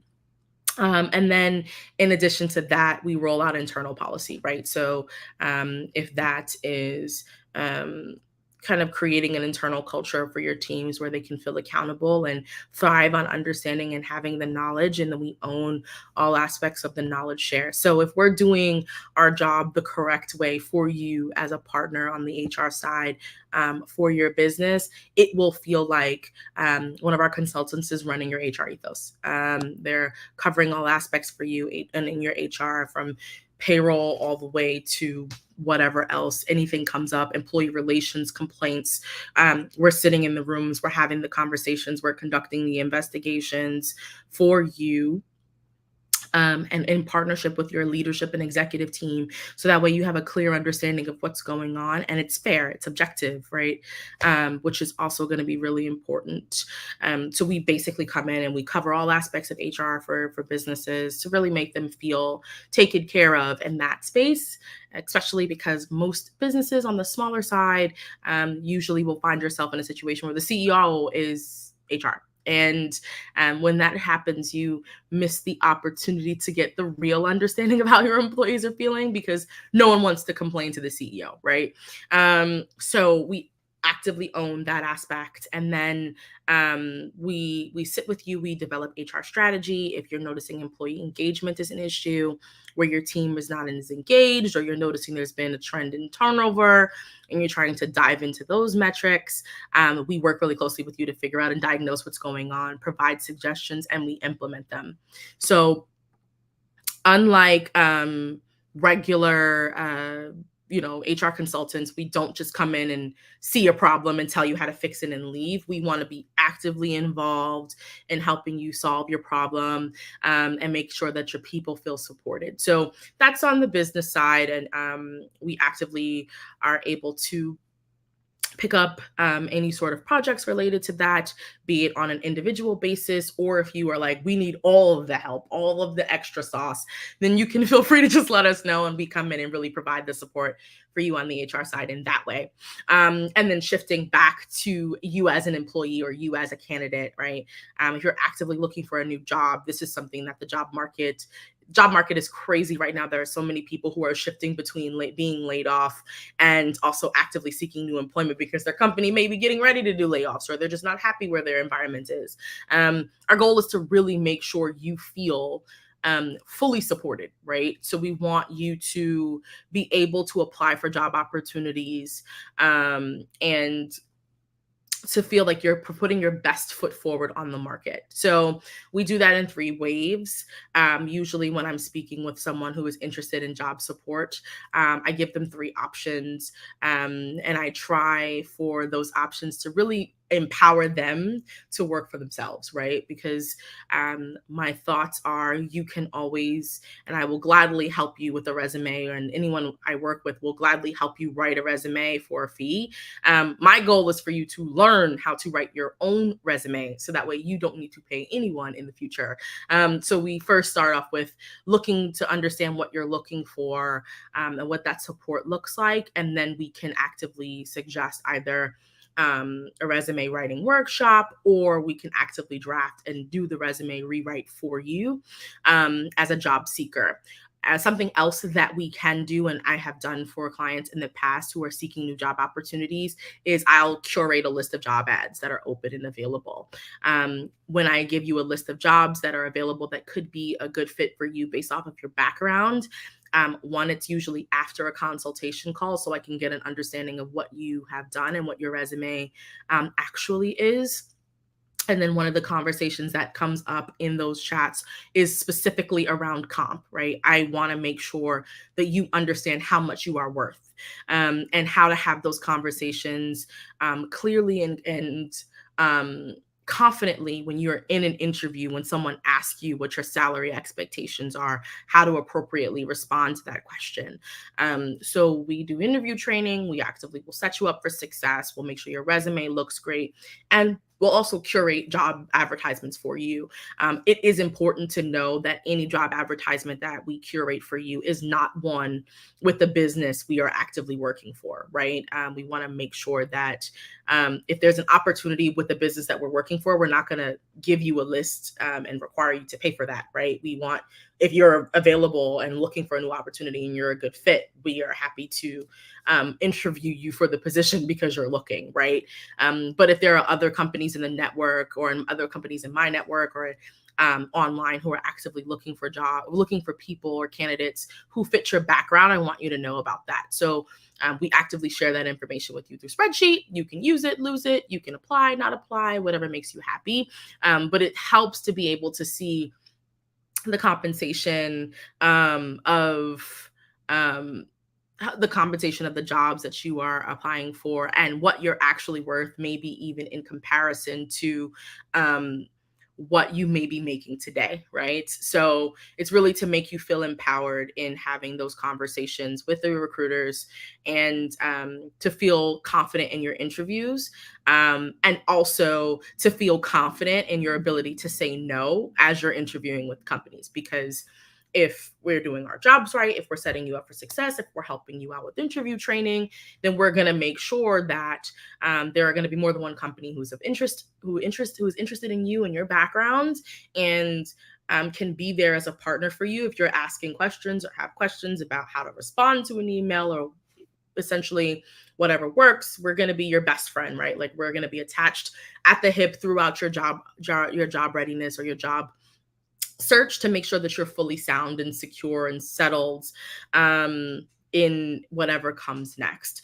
So the business is kind of split into those two areas. It's really about empowering individuals. I think for me, it's also really important for my business clients and the corporate or the candidate clients that I'm working with to feel confident and to feel heard and seen, whether it's with the companies that they're applying for, or with the people within their team or the people that they're actively hiring.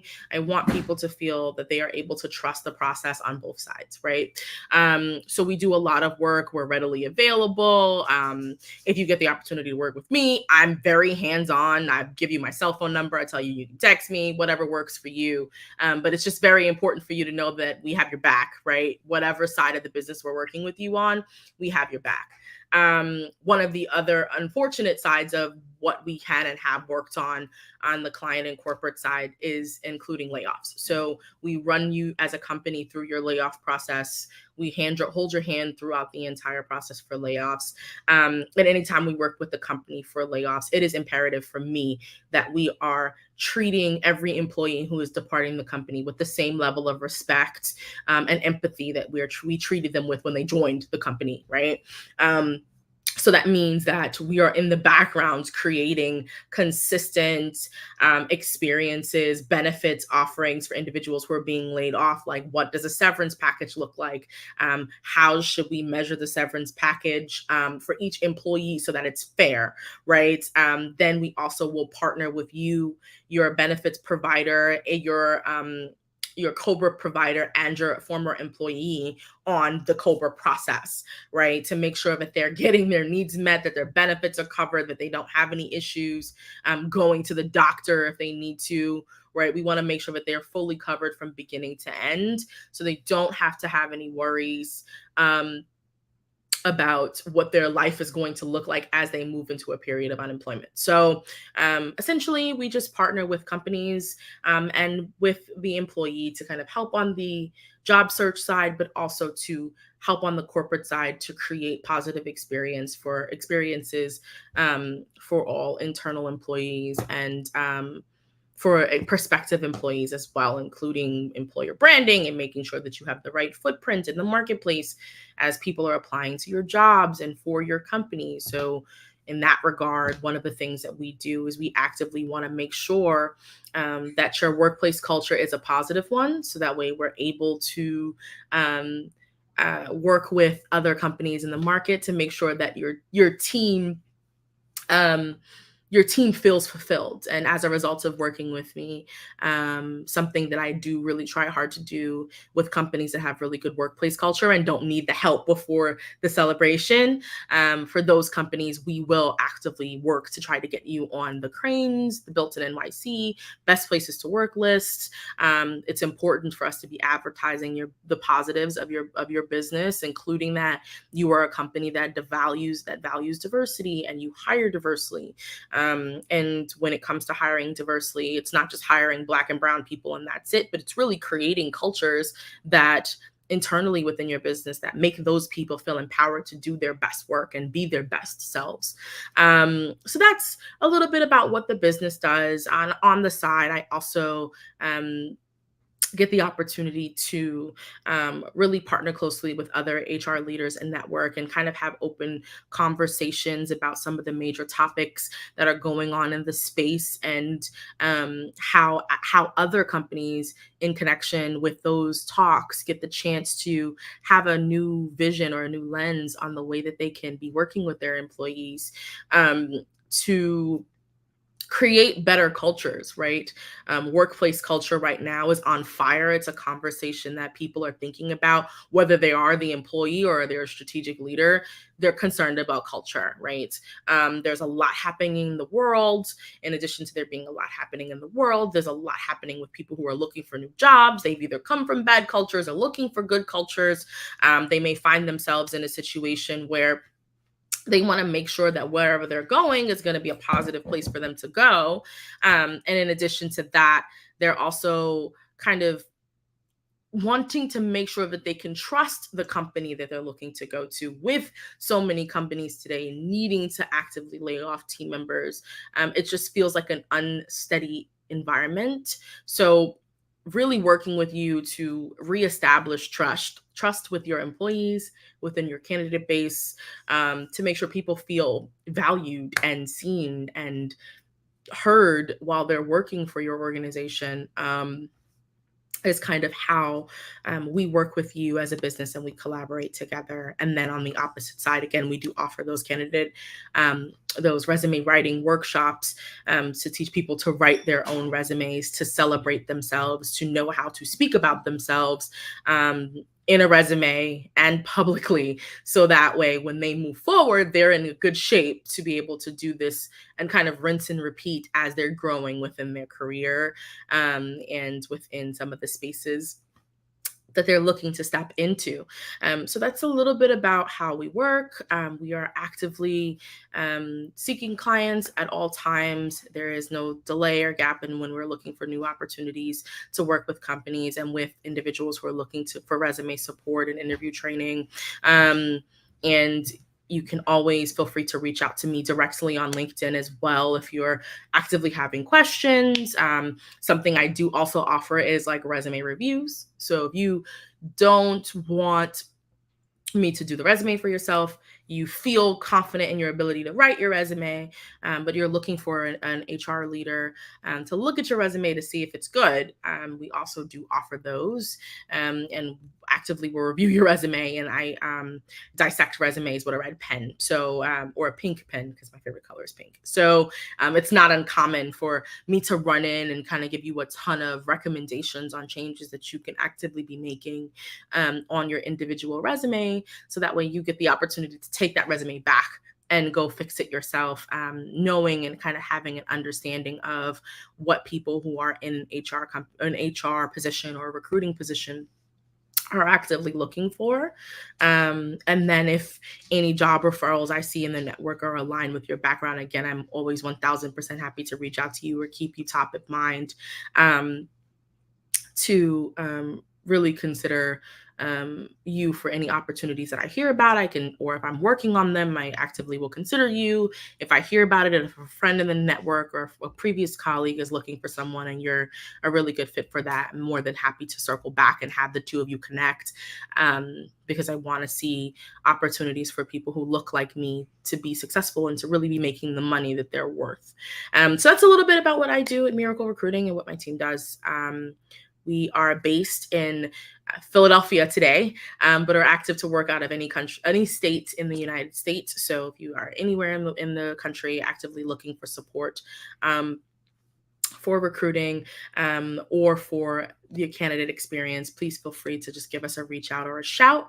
And then also coming up sometime next month, towards the end of next month, we're also going to be speaking at a panel discussion to talk a little bit more about culture, right? Company culture and its importance, and how companies can actively be supporting their cultures to make sure people are thriving and they are and if there are elements that need to be changed about their culture, what those elements are, so that way their employees feel good about working and continuing to work for that particular company.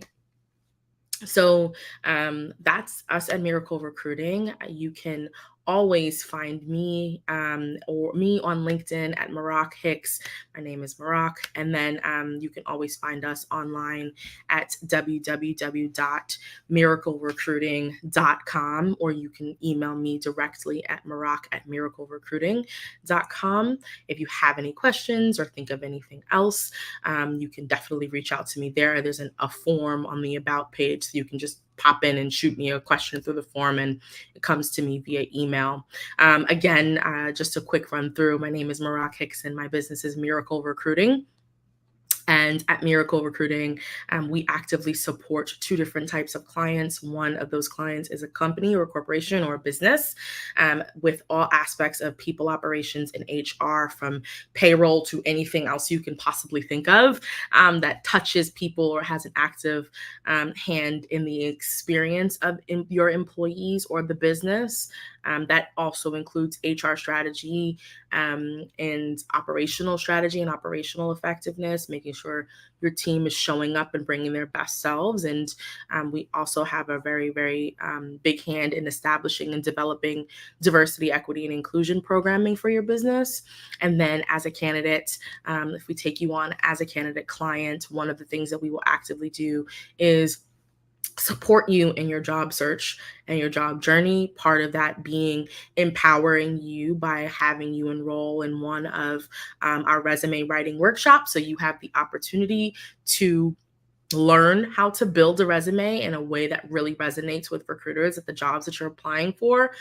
All of our resumes that we recommend in terms of formats and templates are ATS formats and ready. So you won't need to go back and retype in the information that's on your resume in the boxes on your applications.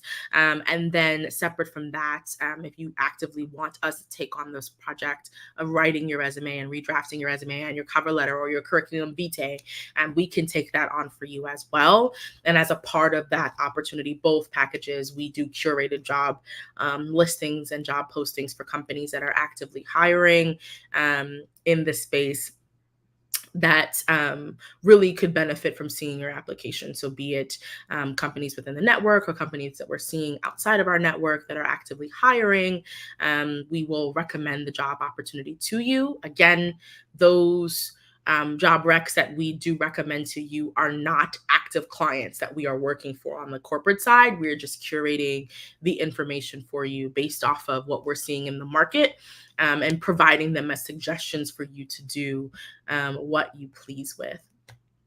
So that's a little bit about us. I really, really thank you for all of your time and for getting the opportunity to hop in and just give you an opportunity to tell you a little bit more about my business. I also really appreciate the comments. I saw a couple of them pop up. So thank you. I really do appreciate that. Again, you can find me, my business at LinkedIn. I'm on LinkedIn as Marak Hicks, or you can actively go to miraclerecruiting.com. Again, that's www.miraclerecruiting.com. And now, as we are 5 minutes to, I'm going to shift back into my moderation responsibilities and to tell you a little bit more about the Black Business Expo and the Black Business Olympics. So the Black Business Expo's mission is to raise funds for high school seniors going to college, or for K through 12 entrepreneurs. The expo is a fundraiser for students. You may go to www.blackbusinessexpousa.com to donate to the scholarship fund, or use the Cash App that's on the screen below or $BBXUSA.com. Our goal is to give laptops and up to $5,000 to 10 students. Students looking to register can do so online at www.blackbusinessexpousa.com. Every dollar counts, so we want to remind you to donate to the scholarship fund. We also want to thank our Black Business Expo USA sponsors for August of 2023. Those sponsors are NC100, Moody Capital Partners, Suede Soul, Lotus Reach Coaching and Training, Carolina, Virginia Minority Supplier Development Council, Step Management, BHS and Associates, Margie McLean Foundation Incorporated, Genius is Common, Earth Essentials, Melaine Shania Global, Executive Women's Success Institute, The Quality Coaching Company, Superwoman Business Services, Creative Force Studios, Lee Entertainment, Artistic App Design, Black Business Expo USA, Genius is Common, and I'll see you on the other side. I was born in a little village on the island of Haiti. Many deadly diseases pounded me. It is as if they were on a mission to end my existence on this earth. I refused to give up. In 1983, I left Haiti and came to the United States of America. And I came with $5, 2 shirts. I didn't speak any English. I came to Atlanta. I got a job. I was a doorman. I was a doorman with a dream. What I used to come on stage. I'd rehearse this moment that I'm standing in front of you. That's the power of a dream. Maybe today is the day you begin acting as if you already have it. And then step out with full force. Take a risk. No condition is permanent. Don't let your situation distract you. You are chosen. You are called. You are born for a purpose in this life.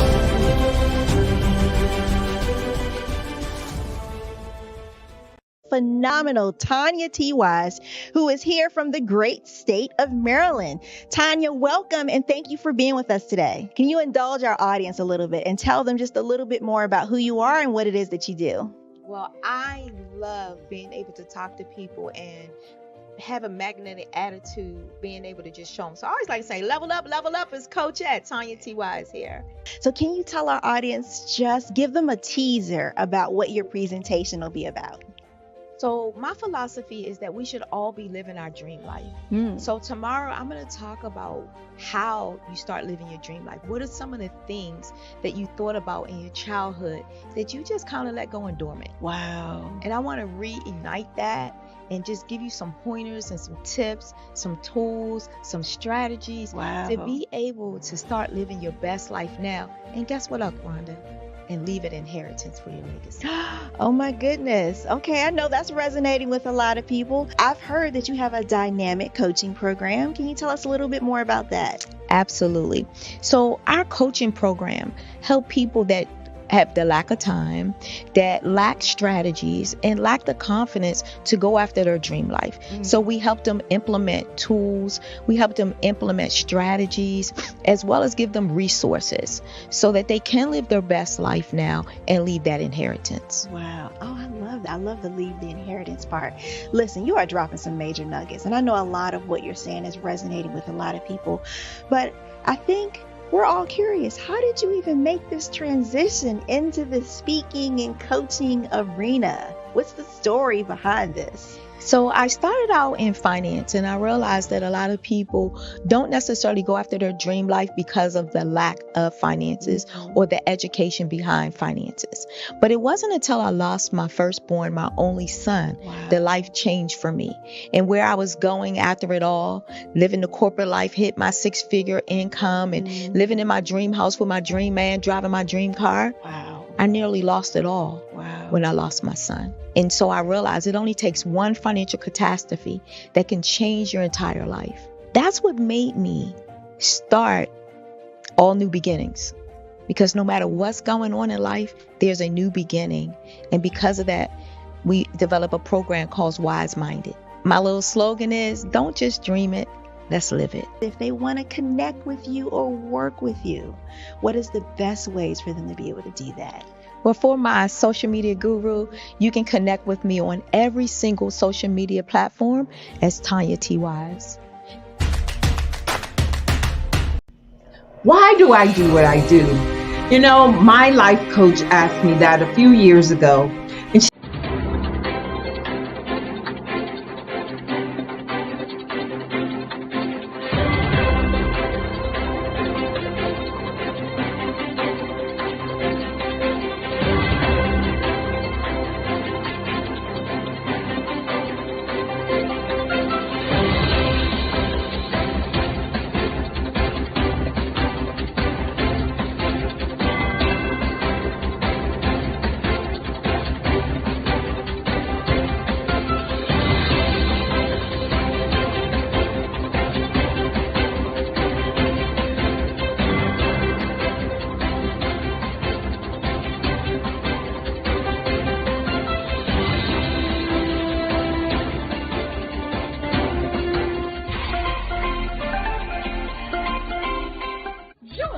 Dr. Eric Kelly III and a host of phenomenal speakers from all around the globe for this 7-day virtual event that you don't want to miss. The mission of the Black Business Expo is to raise scholarship money from kids all the way from high school, all the way from college. The Black Business Olympics is one of the largest Black business showcases in the world. It is an opportunity for businesses and companies to showcase their businesses globally. We are going to be giving away laptops up to $5,000 away to students.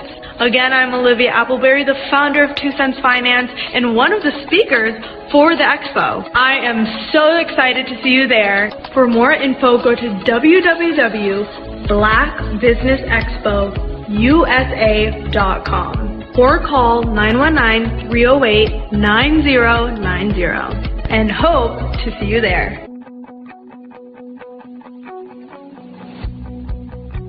I am Black Business. From the moment I wake until the time I sleep. Yes, I am Black Business. I am Black Business. Tell me, are you Black Business? I am Black Business. Do you support Black businesses? Listen, I support Black business because I am Black Business. Black Business Expo, one of the largest business showcases in the history of Black business in the world. The world! Sign up today at www.blackbusinessexpousa.com or call 888-308-9090. I am Black Business. I am Black Business. From the moment I wake until the time I sleep, I am Black Business. I am Black Business. Are you Black Business? I am Black Business. Do you support Black businesses?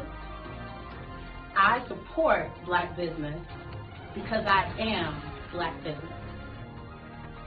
Black Business Expo, one of the largest business showcases in the history of Black America in North Carolina. Black Business Expo, one of the largest business showcases in the history of Black business in the world.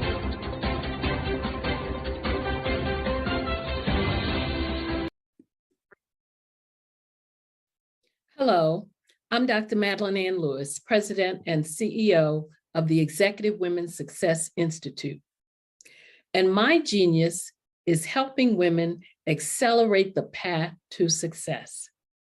You know, I was blessed to have strong women in my life who encouraged, motivated, and pushed me to do my best and to never even think about giving up on my dreams.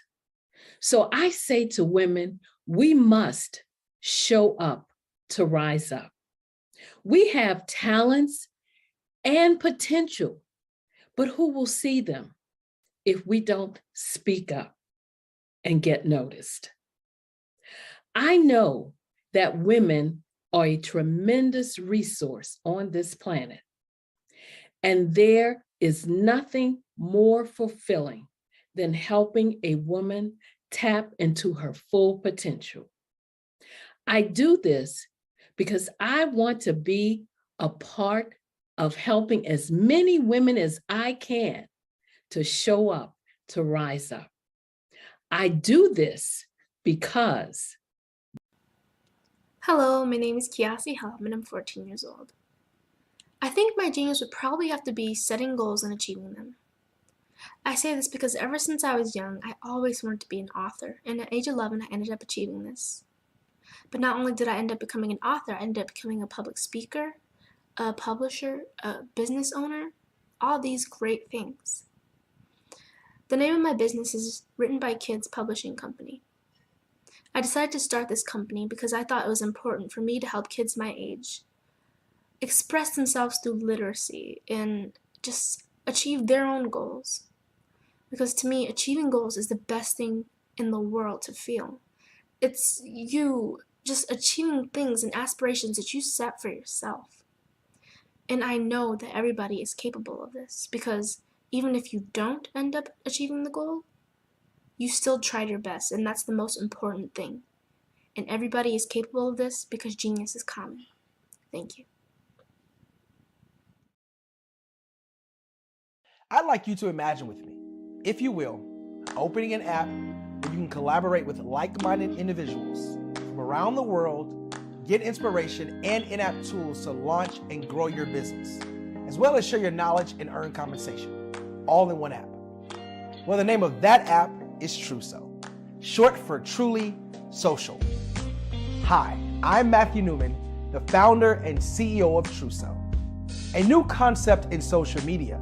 Truso is designed from the ground up to be a platform that's both social and empowering for all its users. How exactly do we do that? I'm glad you asked. First, Truso brings the world together via video. Psychologists assert that video provides a significantly more effective connection than audio only.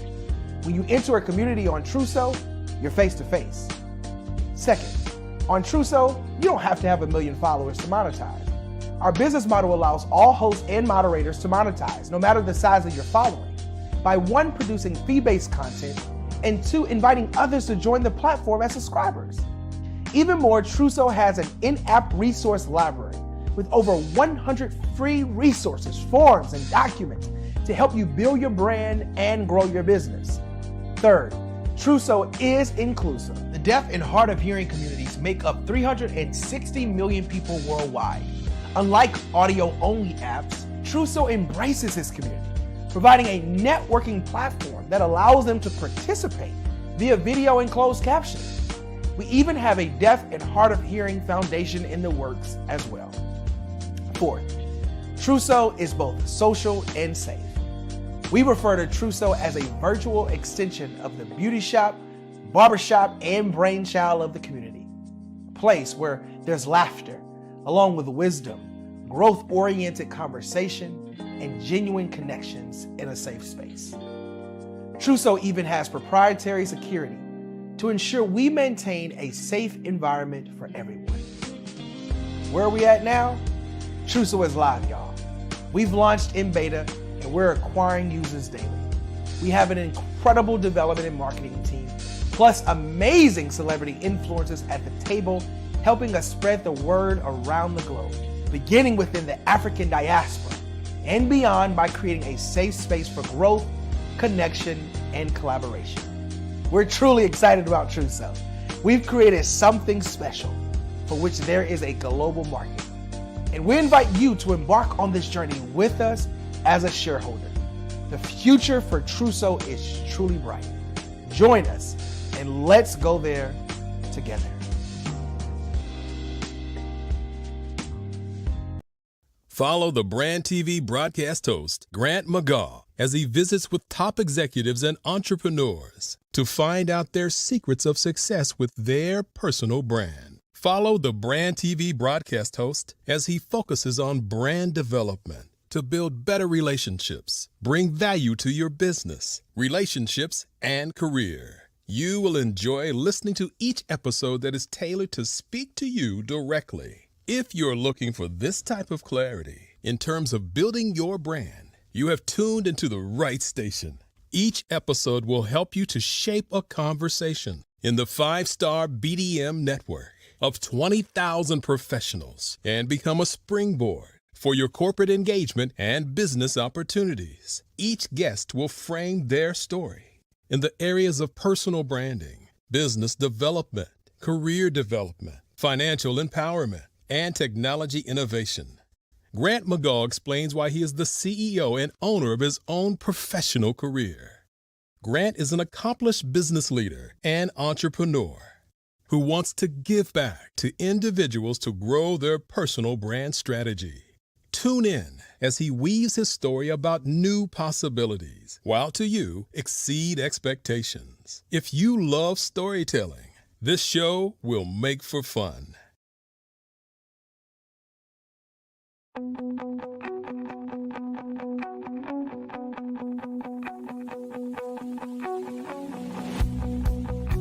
I am Black Business. From the moment I wake until the time I sleep. Yes, I am Black Business.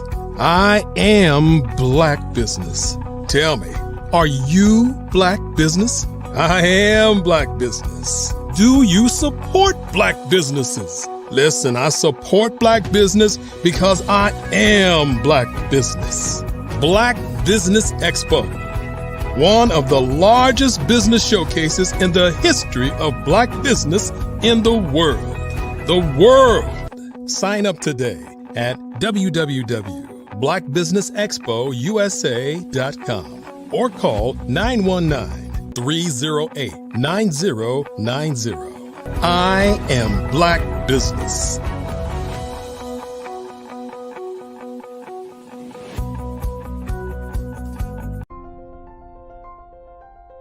What if you could build your own city? A place where every child can find nurturing people to help them achieve their full potential. A place where every adult can access job training support. Where health education is abundant. Where social justice ruled the land. A place without limitations. Welcome. You have arrived at STEM City USA. It is what every city should be. A safe and trusted community where you find people and resources to help you become everything you are and beyond. STEM City is unlike anything you have ever experienced. It is a digital twin of the world around you, only better. STEM City is about energy and soul renewal. It is more than a digital world. You can almost feel the power of live cultural events, music, and theater. STEM City promises a better future for children with caring mentors and hands-on activities with dedicated tutors to support our youth. STEM City is your passport to a healthy lifestyle with weekly events addressing our community's many issues. STEM City is your financial well-being with helpful information on wealth management, career advancement, job training, and so much more. STEM City is the community you deserve. It is the city where your dreams can come true. STEM City USA, a place in the sky that is accessible to all who reach for the stars.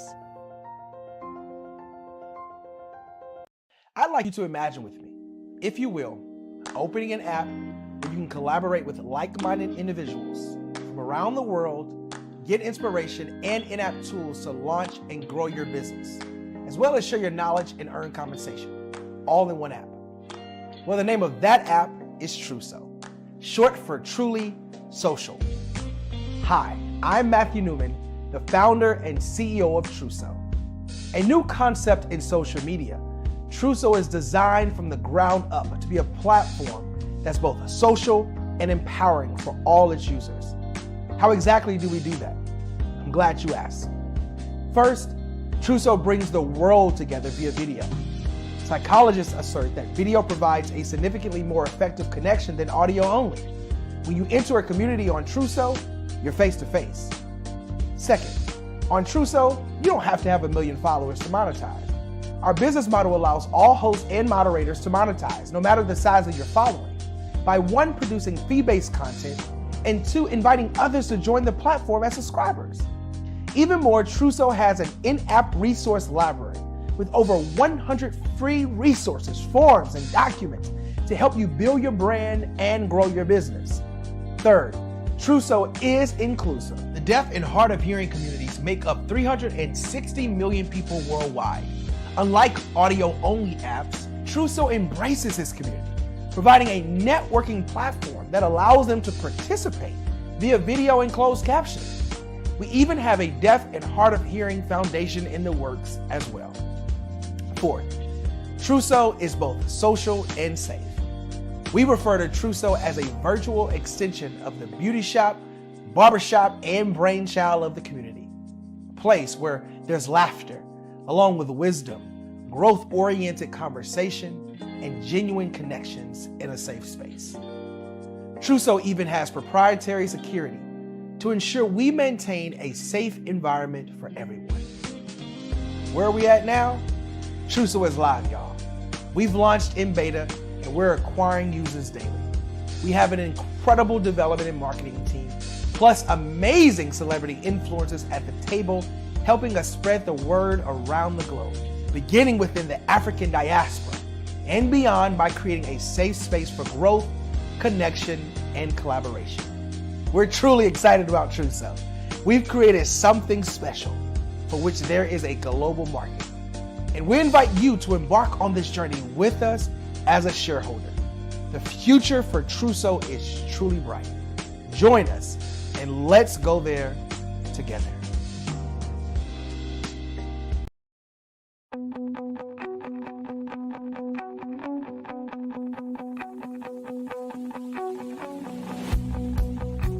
I am Black Business. From the moment I wake until the time I sleep. Yes, I am Black Business. I am Black Business. Tell me, are you Black Business? I am Black Business. Do you support Black businesses? Listen, I support Black business because I am Black Business. Black Business Expo. One of the largest business showcases in the history of Black business in the world. The world! Sign up today at www.blackbusinessexpousa.com or call 919-308-9090. I am Black Business.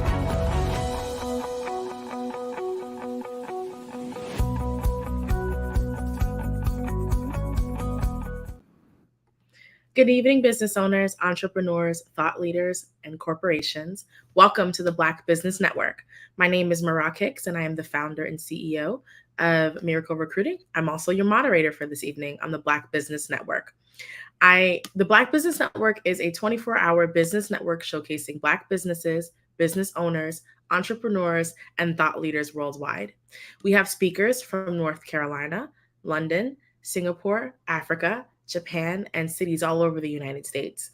The Black Business Network is a global community sharing its business knowledge to empower, inspire, and educate businesses about business. Up next, our next speaker is Javon Martin. And Javon will be featuring a podcast. A podcast and a fireside chat. Javon Martin is a media enthusiast with an impressive track record in the entertainment industry.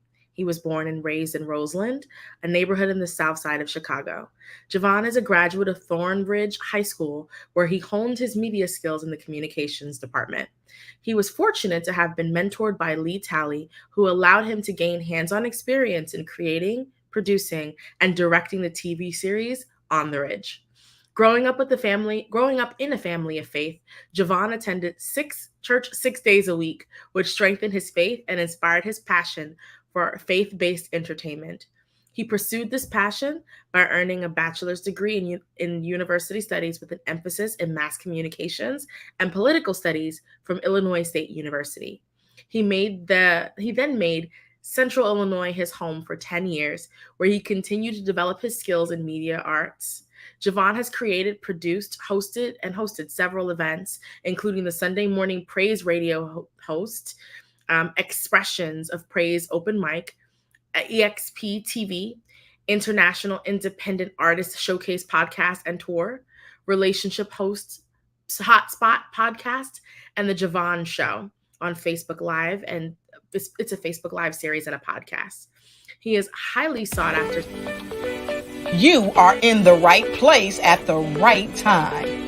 The Black Business Network opens again for its Black Business Olympics, a 24/7 broadcast on business, strategies, global branding, social media marketing, finance, advertisement, and much, much more. Featuring the top, most powerful entrepreneurs and speakers and thought leaders from all around the world as they gather together for this phenomenal event. Join the Black Business Network streaming live into the metaverse, STEM City, USA, Black Multiverse, Pod TV, Roku, Hulu, iHeartRadio, Apple TV, YouTube, TikTok, Instagram, Google Podcasts, Facebook, LinkedIn, IBM TV, Spotify, and Twitch. Tune in today and be a part of this amazing movement. The Black Business Olympics welcomes you. Alrighty, and I would like to introduce you to Javon Martin. Hello, Ms. Hicks. How are you? I'm lovely. How are you? I am lovely as well. Thank you for asking. What a lovely 100-degree day here in Texas. Yes, yeah, I understand it is 90-something degrees here in Philadelphia. So I get it.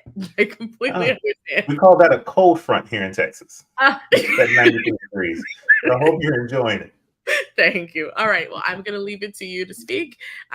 Genius is common. I'll see you on the other side. I appreciate it. Thank you, Ms. Hicks. Good evening, ladies and gentlemen. A special thank you to Dr. Kelly, to Ms. Hicks, Dr. T.L. Holmes, my mentor, and to all of you distinguished guests. All of my fellow media enthusiasts, it is truly an honor to sit here and talk with you and delve into the captivating realm of amplifying businesses through the creative synergy of social media platforms. My name is Javon Martin. I am usually in all of your YouTube, TikTok, MySpace, AOL Messenger, all of your platforms under Javon Show. And you're wondering, how do you spell Javon Show? Well, guess what? We put it at the bottom of this page just so you'll have it handy and as a reference. Feel free to, on whatever social media platform you use, go ahead and follow me at Javon Show, JEVAUGHN Show. And I do that specifically because why else would I come on Dr. Kelly's platform, this universal, world-renowned platform, talking about social media and not mention my social media? So there we go. Javon Show, at Javon Show, everywhere where you can go. You follow me, I'll follow you back. I am deeply passionate about the power of storytelling, entertainment, and the immense potential that lies within the digital landscape. Born and raised, as she told you, on the vibrant neighborhood of Roseland on Chicago's South Side, my journey into the world of media was ignited during my time at Thornridge High School, which was a South Side suburban high school. Here I had the privilege of honing my media skills within the communications department under the mentorship of Dr. Lee Talley. It was when I walked into the high school and I knew about 4 people, and I knew that I did not want to play a sport except for baseball. I mean, I was great at baseball, but I'm 6'4". I was 6'4" my freshman year in high school, and I did not want to play basketball. So I said, what am I going to do? What interest do I really have besides talking? That's when Dr. Talley said, Javon, I've got something I would love for you to come and do. It was during those formative years that I learned and got experience hands-on for creating, producing, and directing. And I even started my freshman year in high school, a TV show called On the Ridge. It was an experience that set me on a path of passion and purpose. How do I know it was passion? How do I know it was purpose? Because me, my mother, and my best friend, and Mr. Talley were probably the only people that watched On the Ridge. It was not a highly rated Chicago show. You know, it was ER, there was Doogie Howser, and then way underneath that list was On the Ridge. But I did it because I had a passion for it, and I wanted to be able to use my voice and amplify it well. I'm steeped in a rich tradition of faith. I found myself immersed in a world of entertainment with a unique perspective.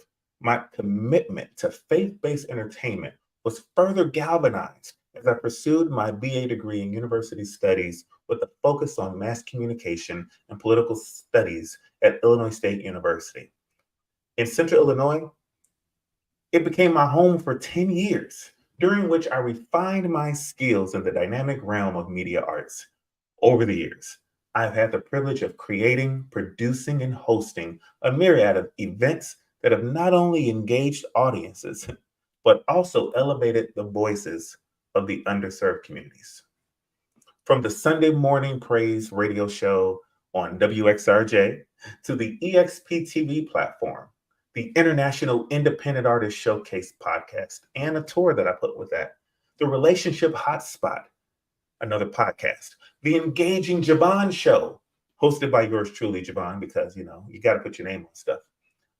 And I've done all of this on various social media platforms. My journey has been defined by a commitment to amplifying voices that deserve to be heard. As the president of iDream Media LLC and the author of the book, Launch Your Voice, A Guide to Achieving Your Dreams, I've dedicated my life to enabling others to reach their fullest potential. My expertise spans from podcast production, hosting, management, to communication training, consultations, and event production.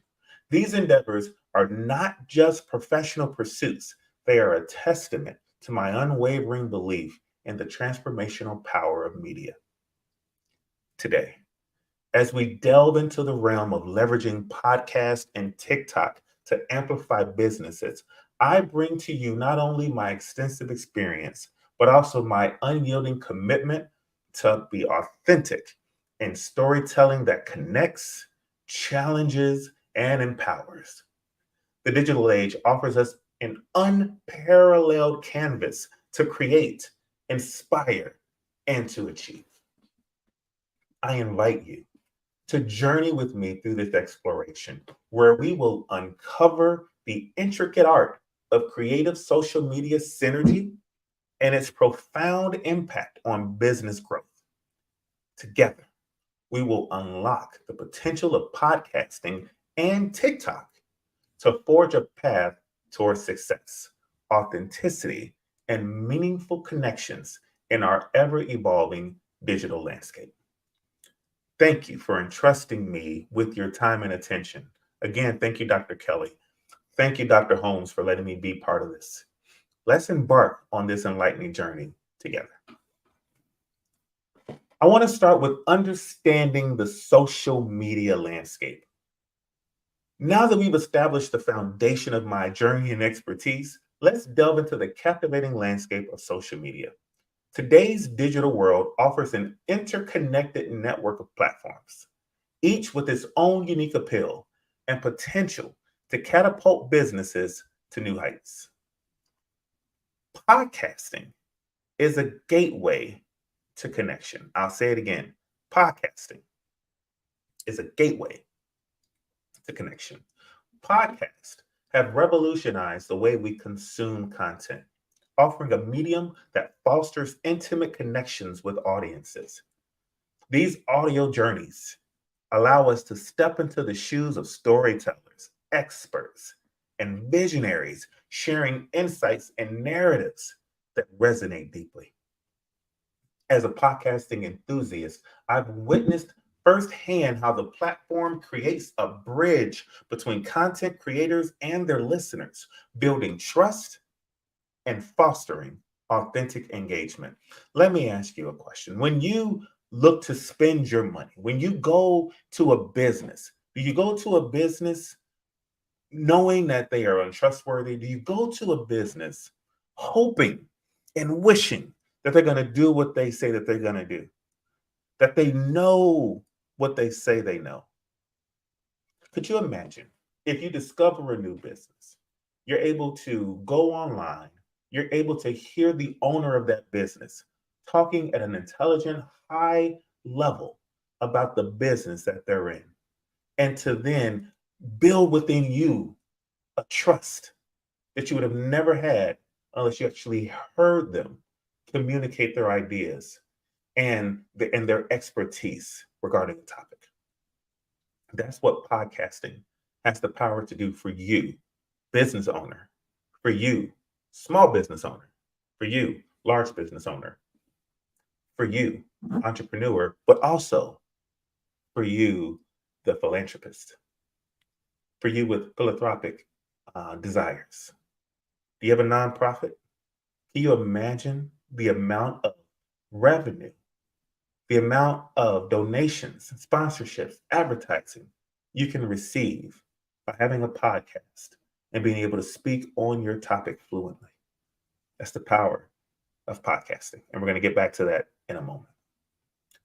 But I'm asking you to consider podcasting with TikTok. Javon, why?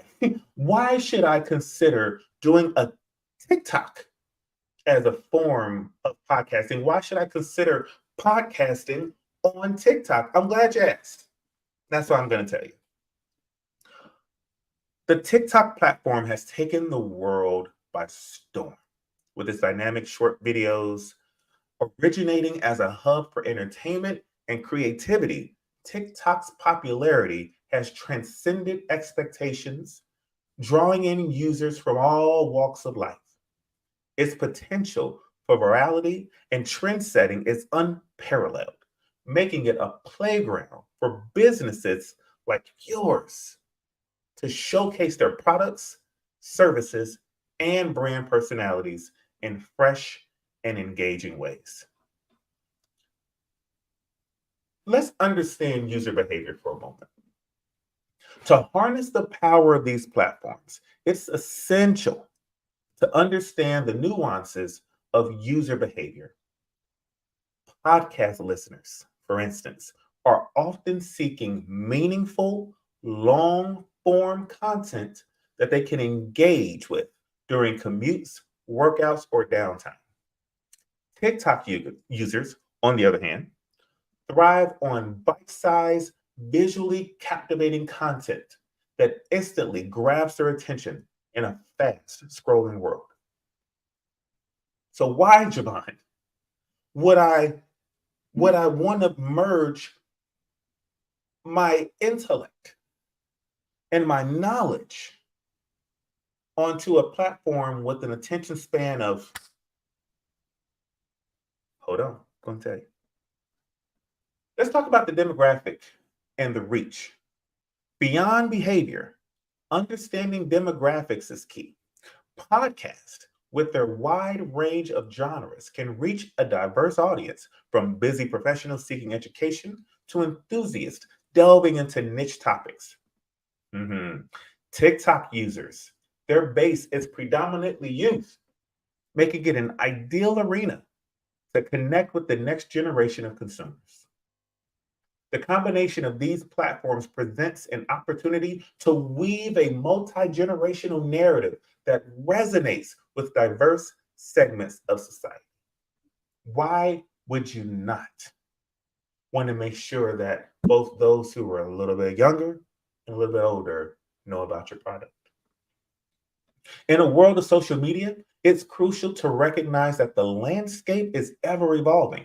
Platforms rise and platforms fall. Trends, they come and trends, they go. But the power of genuine connection remains constant. As we journey through the rest of this discourse, keep in mind that our understanding of the social media landscape is pivotal in crafting a strategy that aligns with the needs and the preferences of our target audience. Now, in this next segment, we're going to delve into the heart of this discussion, the power of podcast as a tool for business amplification. We'll uncover the transformative potential of establishing authority, building connections, and creating content that resonates on a personal level. All right, buckle up, sit tight. Wherever you're listening, grab some popcorn. I know you're saying, Javon, I've been listening for the last 2 hours this evening. I've been listening for 8 hours this evening. I've been listening for the last 12 hours. Go grab you a drink. Go grab you a bull. And let's dive into this thing together. Let's buckle up. And let's venture deeper into the world of media synergy and its impact on business growth. You ready? Let's go. I know you're ready. You're saying, Javon, I've been ready. I've been waiting 15 minutes for you to say something. I'm about to say it. Here we go. The power of podcasts for business. Ladies and gentlemen, now that we have a solid grasp of the social media landscape, let's dive into the profound impact that podcasts can have on businesses. Podcasts are not just the means of broadcasting information. They are a powerful tool that can establish authority, foster genuine audience connections, and propel your brand to the forefront of your industry. Let's talk about establishing authority. In an age where information is readily available, establishing authority is paramount. Podcasts provide a unique platform for thought leadership, allowing you to share your expertise, insights, and perspectives in an intimate, conversational manner. The spoken word holds a certain weight that written content might not convey as effectively. By positioning yourself as a trusted source of knowledge, you not only enhance your brand's credibility, but also attract a loyal audience hungry for valuable insight. Building authentic connections. Podcasts have the remarkable ability to create a sense of intimacy between you, the host, and your listeners. When your audience tunes into your podcast, they're inviting you into their personal space, whether it's during their daily commute to work or back home, during their workout or their leisure time. This engagement builds an emotional connection that text-based content might struggle to replicate. By sharing stories, experiences, and conversations, you're cultivating a relationship that goes beyond transactions, fostering brand loyalty and advocacy. But then you're saying, Javon, fine, I get it. There's a benefit in having podcasts. How do I start a podcast? Can I give you the easy answer? I wrote this whole thing, and I'm going to read it to you. But there's this easy way to start a podcast. Open up your mouth and start talking. That really sums up my 40-minute presentation. Open up your mouth and say something. There's a short form version of it that says, open mouth, say things. That's what I normally do when I'm podcasting. I open up my mouth, and luckily, I kind of have an idea of the different things that I know. You know what I mean? The way that you have an idea of the things that you know. Open up your mouth and talk about those things that you know, especially when it's your business. When it's your business, there's nothing nobody can tell you about anything when it comes to your business. Am I right about it? I believe that if you have a business that, and I'm hoping that this is you, that you opened up that business because you had a passion for that business. I opened up a podcasting business. My business, iDream Media Network, the iDream Media Podcasting, the iDream Media Entertainment, all of those businesses have to do with things that I love, things that I know, things that I could turn on a camera and start talking about, things that I can turn on a microphone and speak intelligently about. They're my experiences. It's my life. It's my livelihood. And I'm just selfish enough to want to share it. I want you to think about what I just said on that. So now let me give you the broad way, the long form way. How do you start a podcast? Starting a podcast might seem like a daunting task, but it's within your reach. The journey begins with identifying your niche and your target audience. Once you've honed in on your message, it's time to gather the necessary equipment, such as microphones and recording software. You do that to ensure high quality production. When you first get started, might I recommend picking up your phone. And all phones have a voice little program inside of it, right? Open up your mouth and say something into your phone. Record it. There, you would have recorded your first podcast. You have your microphone, which is your phone. You have your recording software, which is in your phone. It's that easy. It doesn't have to be video. We're on video right now. You don't have to be in video. Listen, can we be honest? I have a face perfect for radio. But I'm still comfortable being in front of the camera.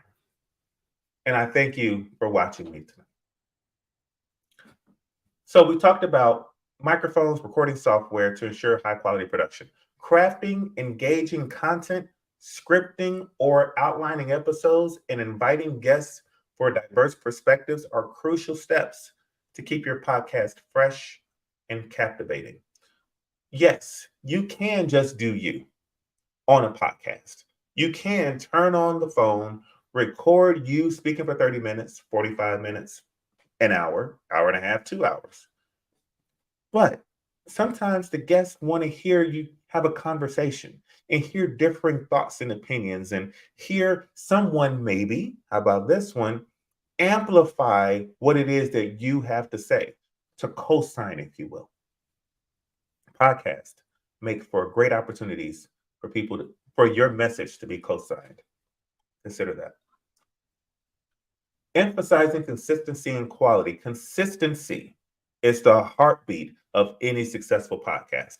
Whether you choose a weekly, bi-weekly, or monthly schedule, sticking to it is key to building anticipation and retaining your audience.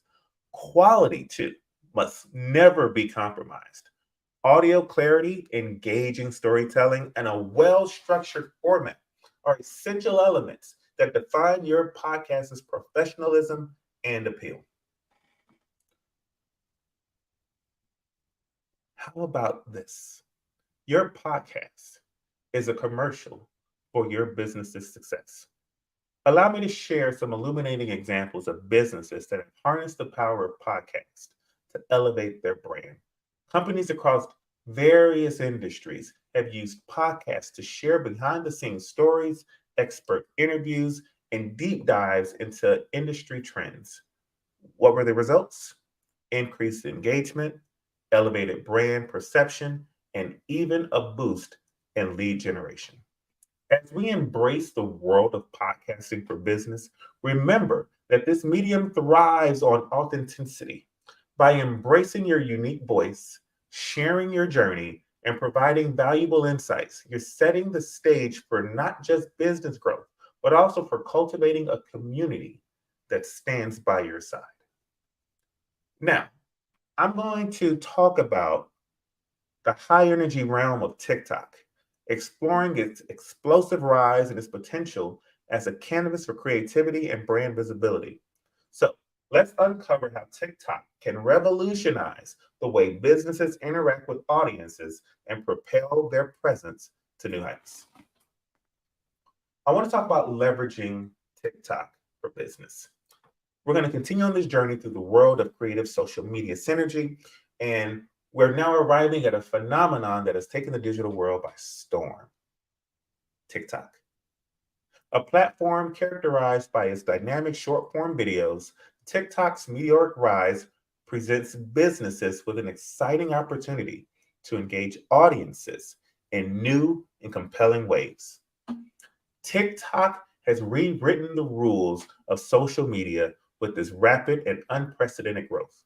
From dance challenges to lip syncing, the platform's diverse content ecosystem resonates with a vast user base.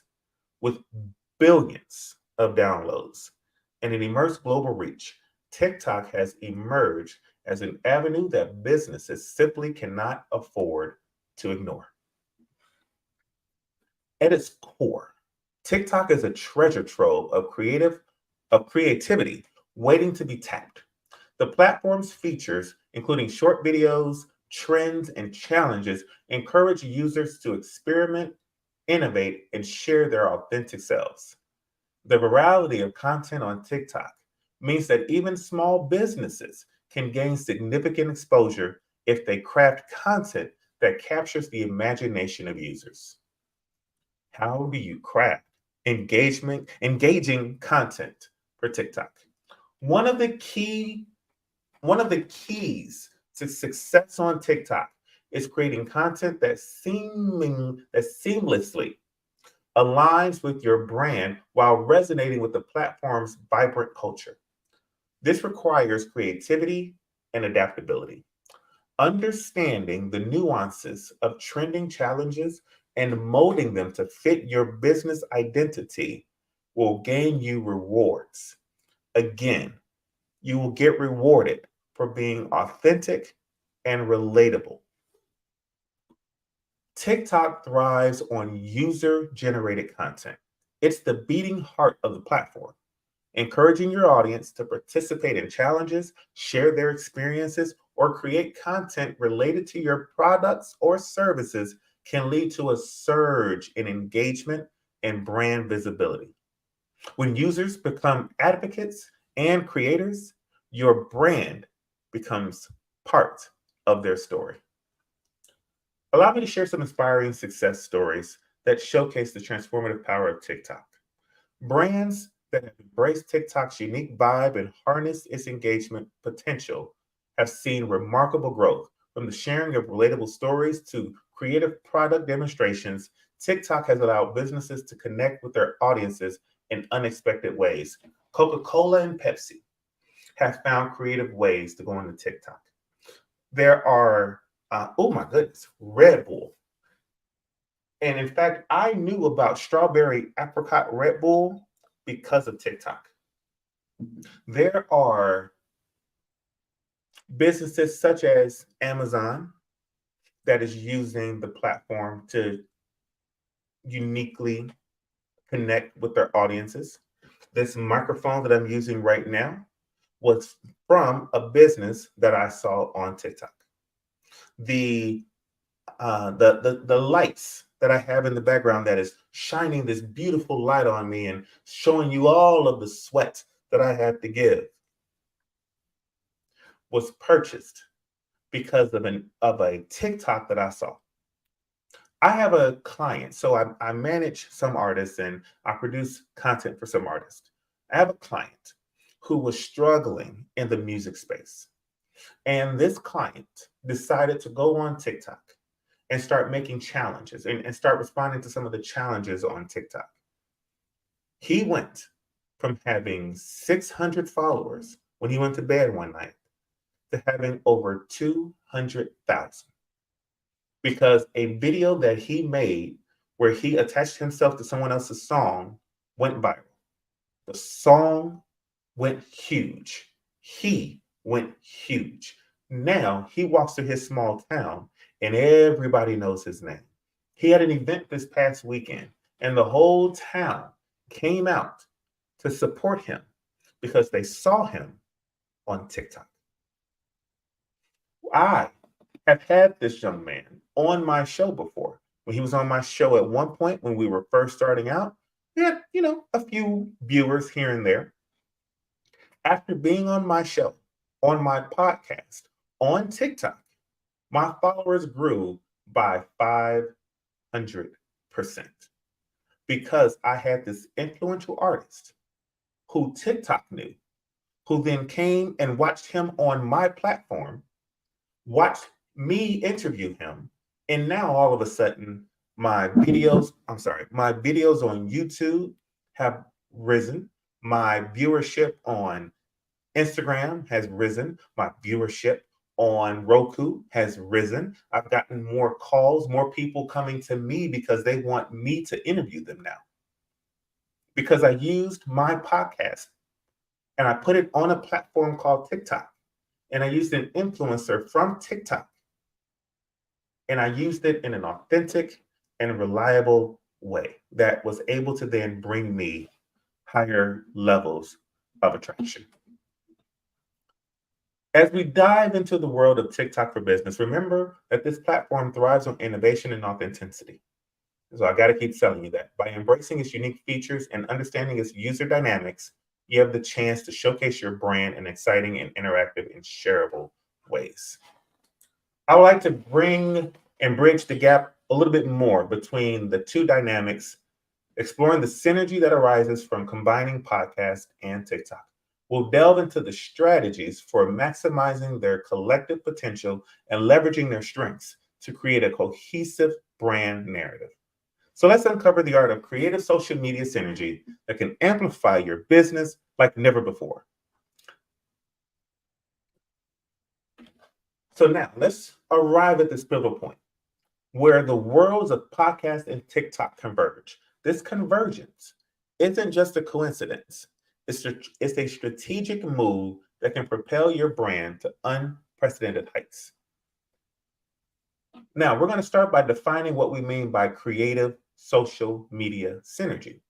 It's the art of seamlessly integrating the strengths of different platforms to create a cohesive, multidimensional brand narrative. It's about harnessing the distinct qualities of each medium to amplify your message and engage your audience on various levels. Creative social media synergy isn't just a catchy phrase. It's a game changer for brand growth. The collective impact of podcasts and TikTok can create a ripple effect that extends beyond the boundaries of individual platforms. By utilizing both mediums, you're providing your audience with a comprehensive experience that feeds their curiosity, entertains their senses, and nurtures their relationship with your brand. One of the most effective strategies in this synergy is the art of repurposing content. Your podcast, those episodes can serve as a treasure trove of material for TikTok, whether it's sound bites, insights, or anecdotes. By repackaging your podcast content into bite-sized, visually engaging TikToks, you're inviting your audience to dive deeper into your world. While each platform has its unique voice, maintaining consistent brand messaging across them is paramount. Your brand's core values, mission, and personality should shine through consistently, regardless of whether your audience is listening to your podcast or engaging with your TikTok videos. This coherence reinforces your brand's identity and fosters trust among your audience. In essence, creative social media synergy is about playing to the strengths of each platform while creating a harmonious narrative that resonates with your audience on multiple levels. It's the strategic dance that transforms casual listeners into devoted advocates and fleeting viewers into engaged fans. In this final segment of this dissertation that I've been presenting to you all, we'll explore the tools and techniques that can empower you to embark on this journey of synergy with confidence. We'll discuss the tools that streamline content creation, the analytics that measures effectiveness, and the importance of staying attuned to the ever-evolving trends of the social media landscape. So here we go. Let's do it. Tools and techniques for success. I love this part. In this section, we'll explore the practical strategies that enable us to harness the full potential of podcasts and TikTok for our businesses. This was my favorite segment to write, so I hope you guys enjoy this. The process of crafting compelling content can be made more efficient and effective with the right tools. For podcast, platforms like Odyssey, which we can now go with Spotify for podcasters, or Adobe Audition, offer professional-grade audio editing capabilities. When it comes to TikTok, apps like InShot and CapCut allow you to create visually captivating videos that align with your brand's aesthetics. Additionally, consider utilizing content scheduling tools like Buffer or Hootsuite to maintain a consistent posting schedule across platforms. And I know that Facebook has their new scheduling platform. Utilize the scheduling platform. Whatever you use, utilize the scheduling platform. You don't want to every day wake up and say, okay, now it's 8:50 and I got to have this thing posted by 9 o'clock. If you make your content, you cut up what you want to cut up using the CapCut or InShot or My Studio,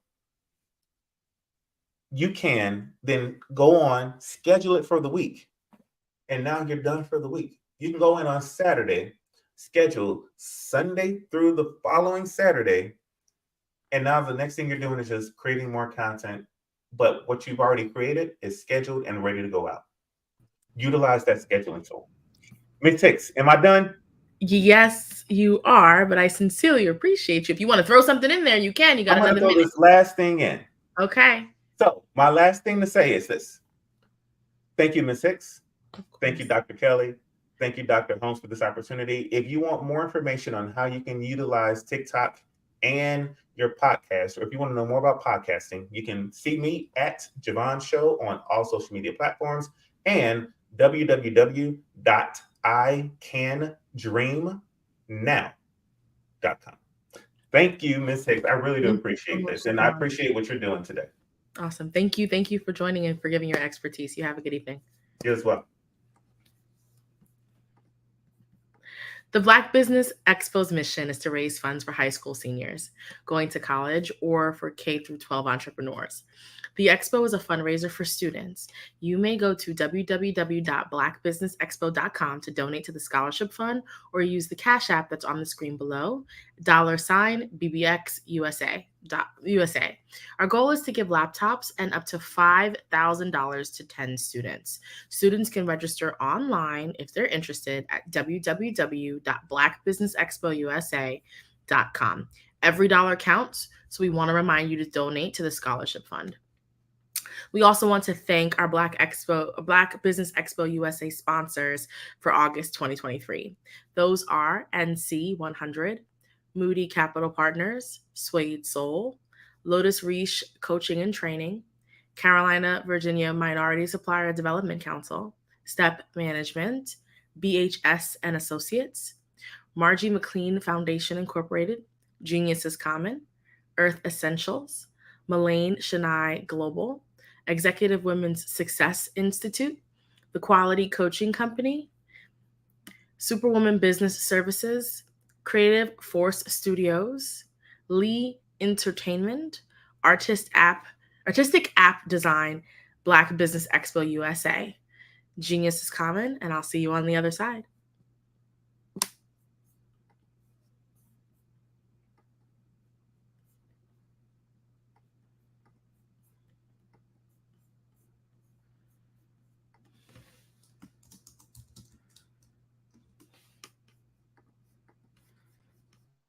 Genius is common, and my genius is nutritional strategy.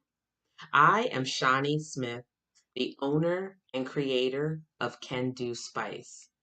Can Do Spice was created because I knew that adding herbal and mineral supplements to my diet did not have to be boring.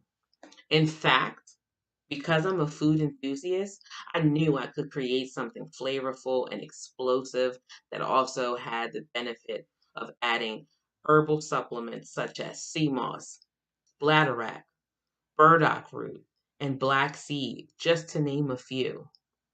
I invite you to take this journey with me where we come together and take control of our nutritional health.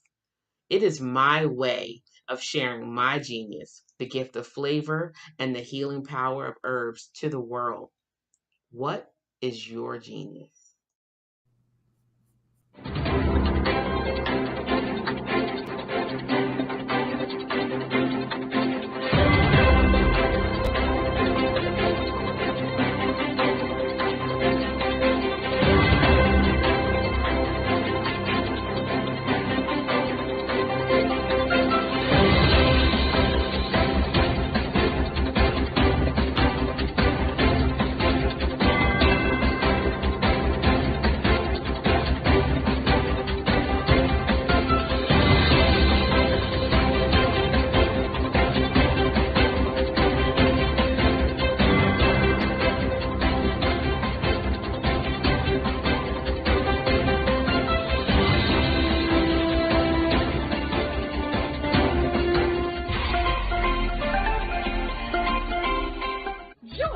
Dr. Eric Kelly III and a host of phenomenal speakers from all around the globe for this 7-day virtual event that you don't want to miss. The mission of the Black Business Expo is to raise scholarship money from kids all the way from high school, all the way from college. The Black Business Olympics is one of the largest Black business showcases in the world. It is an opportunity for businesses and companies to showcase their businesses globally. We are going to be giving away laptops up to $5,000 away to students. Again, I'm Olivia Appleberry, the founder of 2 Cents Finance and one of the speakers for the expo. I am so excited to see you there. For more info, go to www.blackbusinessexpousa.com or call 919-308-9090 and hope to see you there. I am Black Business. From the moment I wake until the time I sleep. Yes, I am Black Business. I am Black Business. Tell me, are you Black Business? I am Black Business. Do you support Black businesses? Listen, I support Black business because I am Black Business. Black Business Expo, one of the largest business showcases in the history of Black business in the world. The world! Sign up today at www.blackbusinessexpousa.com or call 919-308-9090. I am Black Business. I am Black Business. From the moment I wake until the time I sleep, I am Black Business. I am Black Business. Are you Black Business? I am Black Business. Do you support Black businesses? I support Black business because I am Black Business. Black Business Expo, one of the largest business showcases in the history of Black America in North Carolina. Black Business Expo, one of the largest business showcases in the history of Black business in the world.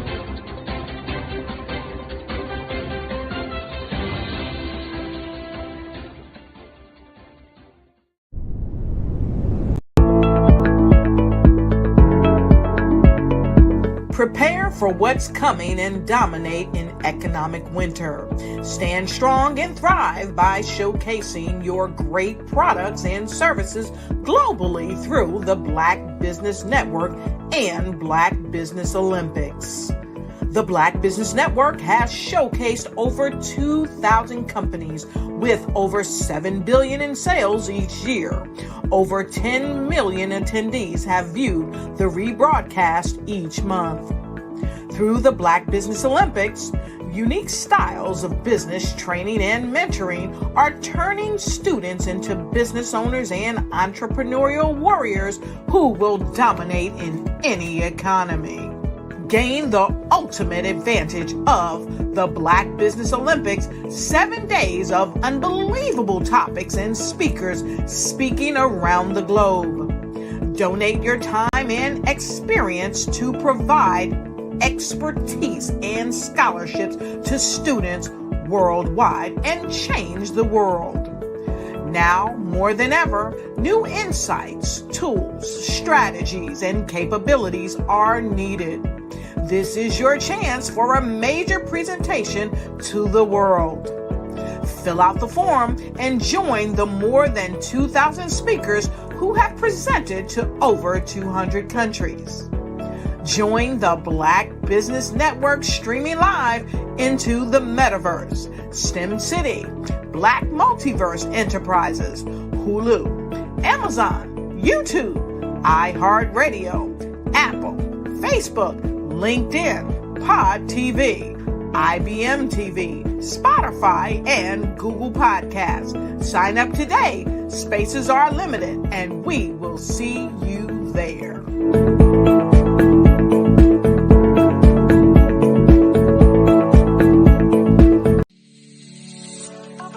Did you know that our black dollar only lasts for 6 hours in our community? Yet other communities, their dollars last for 19 to 30 days. The Black Wall Street Nation. Black Wall Street Nation. Yes, that's why we created the Black Wall Street Nation. Black Wall Street Nation is a centralized directory available to all black businesses across the world. It was created for businesses like you, the ones that want to start and the ones who have a dream that have already started, such as businesses like Drop in a Bucket Productions, Valito Foods, Sugar Tea Branding Firm, All the Dazzle, Bun Cakeaholic, Miss Riot, and you. We'll have marketing, seminars, and some funding coming soon just for you. So, we want you to come and join us. www.blackwallstreetnation.com. See you there.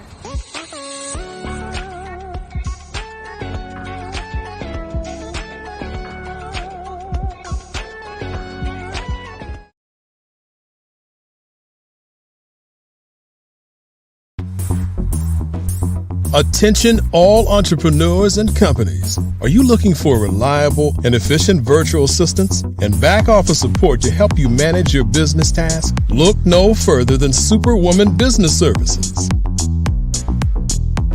Our team of virtual assistants provides a full range of administrative support services, including operations management, social media marketing, and much more.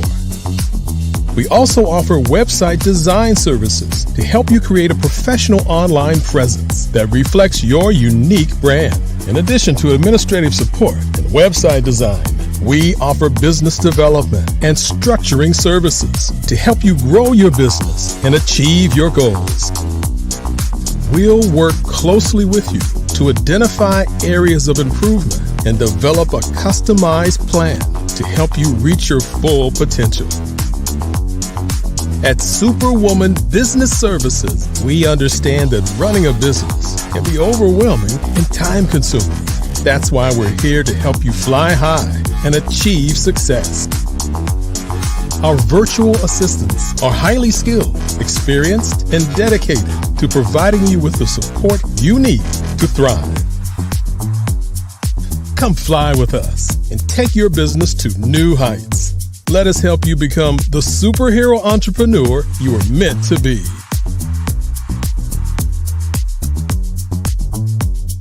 Contact Superwoman Business Services today to learn more about our back office support services. Come fly with us and take your business to new heights.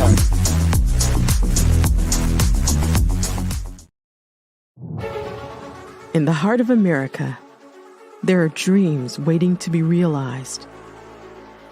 Dreams of owning a home, creating a haven for families, and building a future.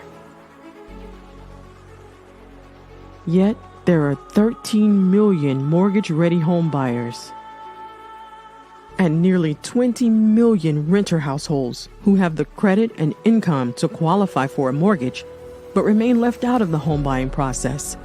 These potential home buyers are in urban and rural America, where dreams should flourish.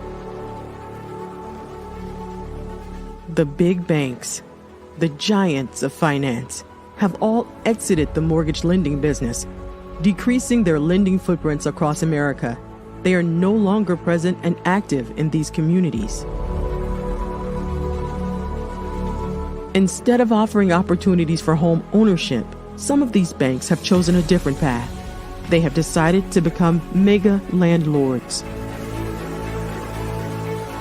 They have chosen to invest billions of dollars in rental homes, leaving potential home buyers with fewer options and stuck in a cycle of renting without the chance to build equity and create a legacy for their families. Here is the shocking truth. A report issued by the Home Ownership Council of America revealed that if lenders were to step forward and serve this underserved market, they could conservatively increase their loan volume by $1.5 trillion. $1.5 trillion. This is $1 trillion business opportunity, ripe for the taking.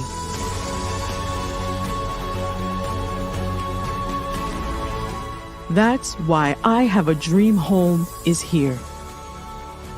We support the American dream of home ownership in urban and rural America. We believe in the power of social consciousness and the impact it can have on people's lives. Investing in urban and rural America is not just good business sense.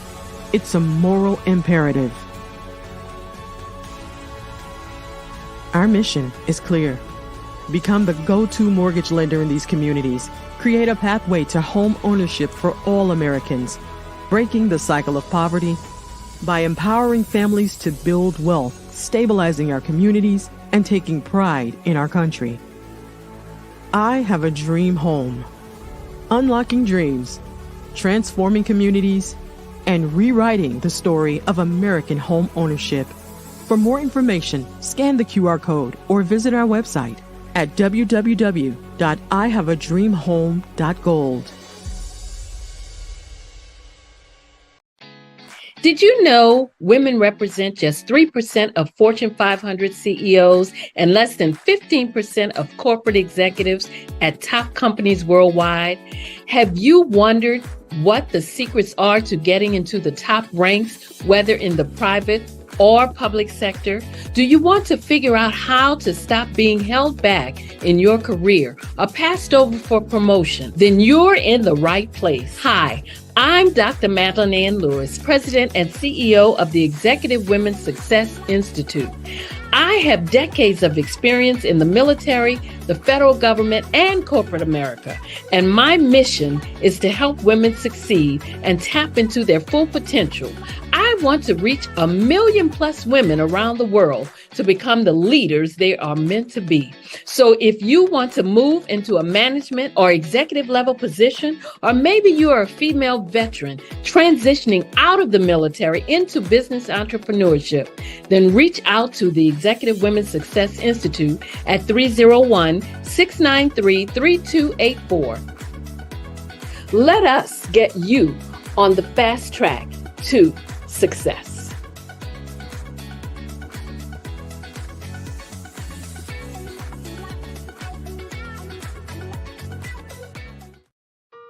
Hello, this is Israel, and I am CEO of Daydreams Interactive and author of Princess Planet.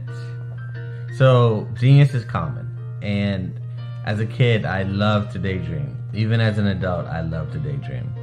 And when my daughter became 6 and loved princess characters, but we just could not find the diversity that showed her, we created our own characters. So for instance, you have Princess Nulu right here. Princess Nulu is from Uganda, and her genius is that she loves to take care of animals. She can actually even listen and hear what they say. And then we have Princess Isabella right here. Princess Isabella, she's from Cuba, and her genius is biochemistry. One day she hopes to eliminate disease. Then we have Princess Nia right here. And Princess Nia is based off of my daughter. And she is what she wants to be, the greatest dancer alive. So that's her genius. So what's your genius? My genius is my imagination. Genius is common.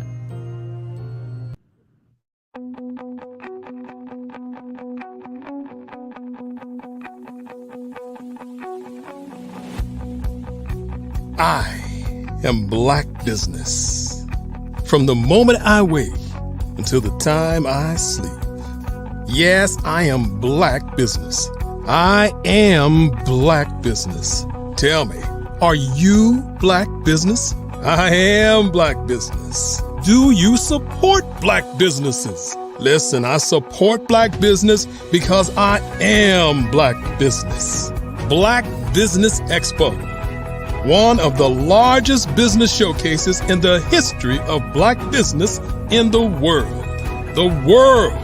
Sign up today at www.blackbusinessexpousa.com or call 919-308-9090.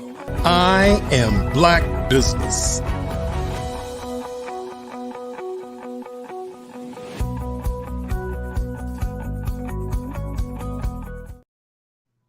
Good evening, business owners, entrepreneurs, thought leaders, and corporations.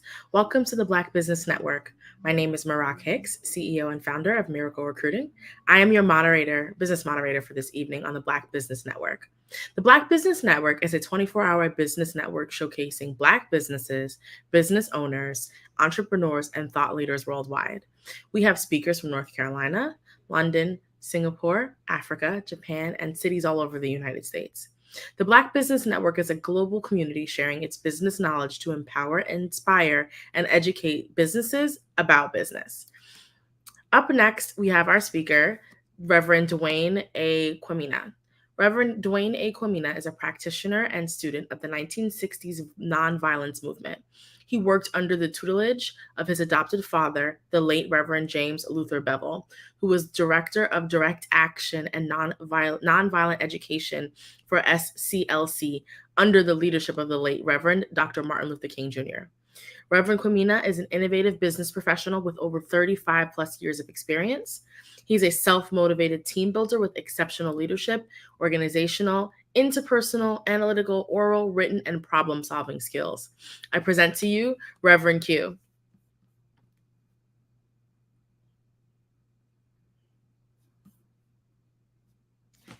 Hi, Reverend Q. How are you?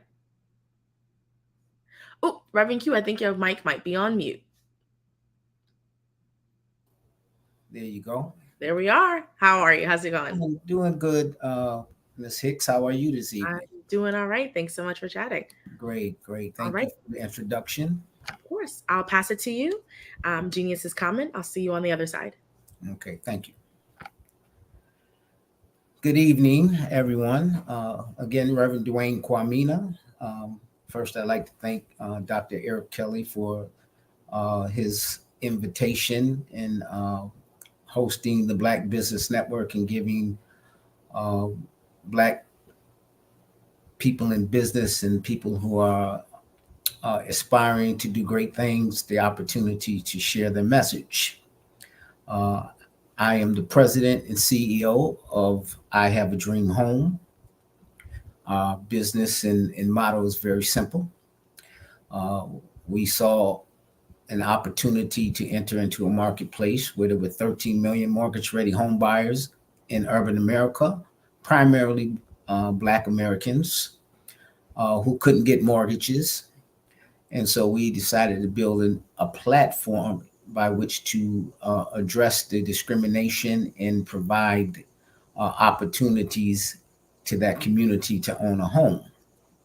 In our struggle to do so, we ran into some opposition, and we decided we had to build a platform that we could deliver this capital to the community that was being underserved. And that's where I Have a Dream Home came from. It came from the idea of wanting to serve people, want to provide and open up capital markets so that they could achieve their vision of home ownership, which is a pillar in the generational wealth building platform. We look at like about four, this more, but we look at about 4 or 5 pillars to building generational wealth. And one of them is owning your home. The other one is having a business and developing that business to its natural conclusion. The other ones are investing in startup companies or into the stock market.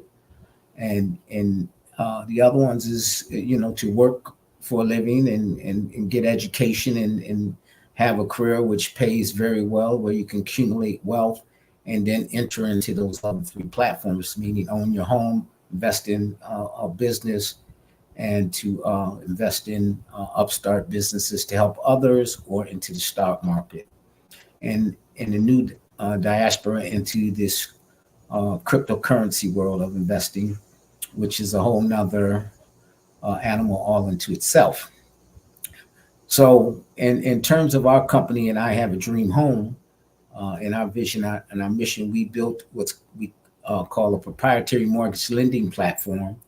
And that's how we can deliver opportunities and capital to a particular subset within this United States of America called urban and rural America, and build it on a platform to take and minimize some of the risk in the marketplace, then bring in investor types and deliver that capital.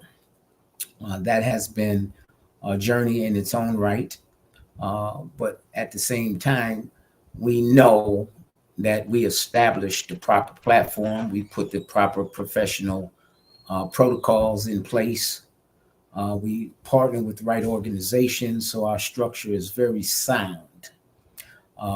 In order to get to a particular junction to deliver capital, you have to acquire the capital from sources. You can raise your own capital. You can go to the capital markets with a solid plan and fight for your right for inclusion, because you're bringing others along in forms of warehouse lines of credit, etc. You can leverage dollars by raising a certain amount of capital and then leverage that in the leverage fields that are within the financial institutions to have enough capital to make a difference and begin that journey. So I Have a Dream Home. That's our mission. And we're out there, we're at the plate every day, using a sports metaphor. We're at bat and we're swinging every day to hit the ball over the fence to make sure that we can be successful and deliver in the long term to our community at large. So that's the basis of I Have a Dream Home. So I'm going to transition just a little bit. And if you want to go and you want to see, information on I Have a Dream Home, you would just simply go to our website, www.ihaveadreamhome.gold, GOLD. Now we are looking in our structure to build two of the pillars of the platforms that we talked about, the generational wealth building platform. One pillar is the home ownership pillar of generational wealth building. So folks can own their home and that they could pay down the mortgage over time. As the mortgage gets paid down and the equity goes up, it creates what is called equity, and that equity becomes of value to the homeowner. That could be, refinanced, cashed out, and create some wealth to open a business. It could be transferred to the children, where the children can have an upstart in life, et cetera, et cetera. So that's a pillar, owning your own home and creating that equity gap that you can later cash out with and pass that wealth on to others, or take it and use it for yourself. So that's a generational wealth building component. And that's why it's very important that we address the situation of 13 million mortgage ready home buyers in the United States, primarily in urban America, that can't get a mortgage.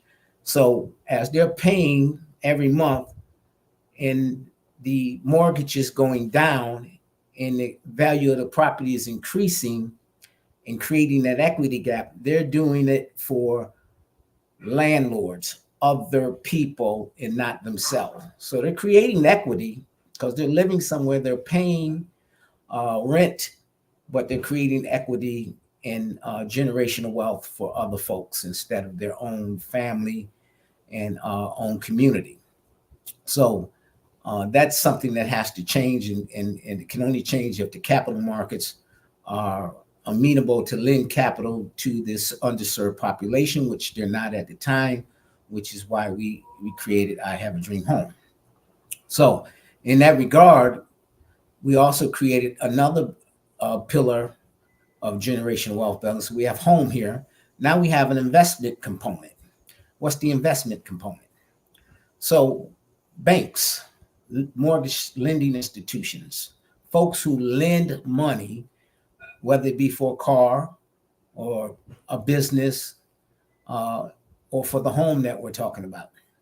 The folks who lend the money, they make interest on that money, and that interest is in the form of cash payment, monetary gains, which is equivalent to profits.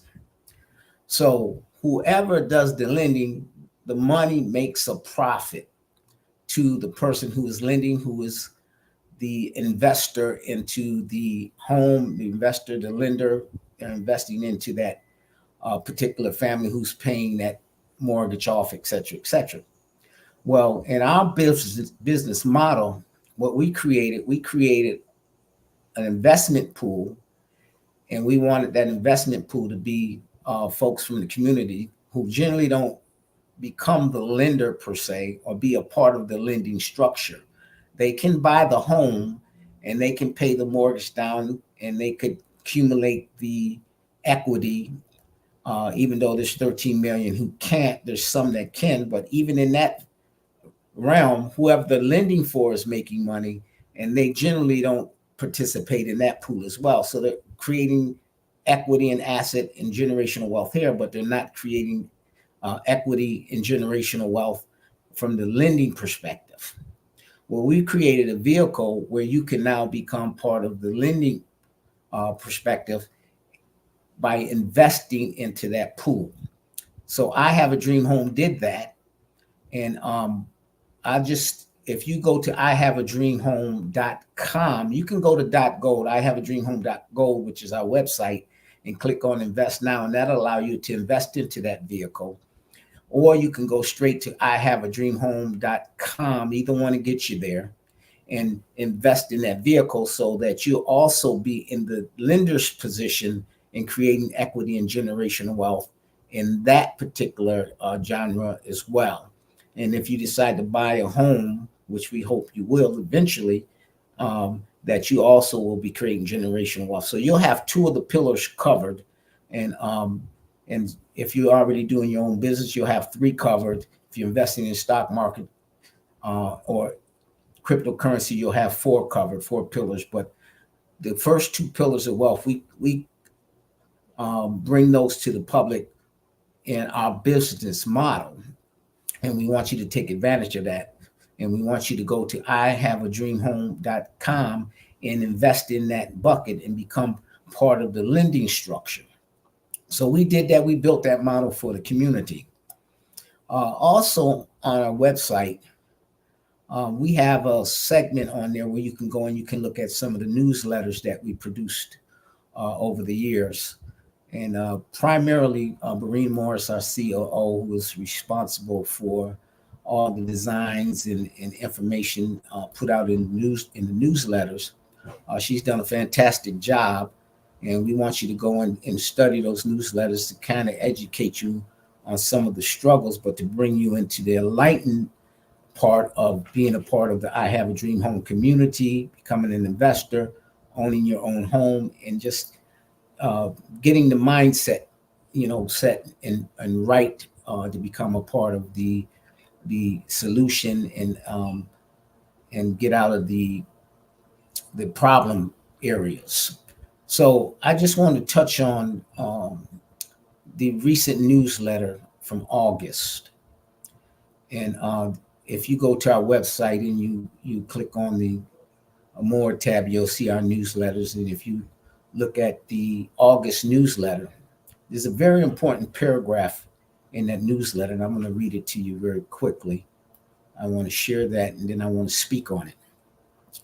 This paragraph says, we began our journey in June, recognizing the incredible potential that lies within your mind. Okay? The potential in the mind. Okay? The most potent resource at your disposal. So the mind is the most important resource at your disposal. The newsletter says, we explored the profound impact of positive thinking and its ability to shape your reality. Positive thinking shapes your reality. So we want to get into the positive thinking mode. We want to do that at I Have a Dream Home. We want you to do that at home. And we have to change our mindsets to start thinking positively and not blame others for our inabilities or what's happening within our communities. We have to take responsibility, change our mindsets, and become the solution. Okay?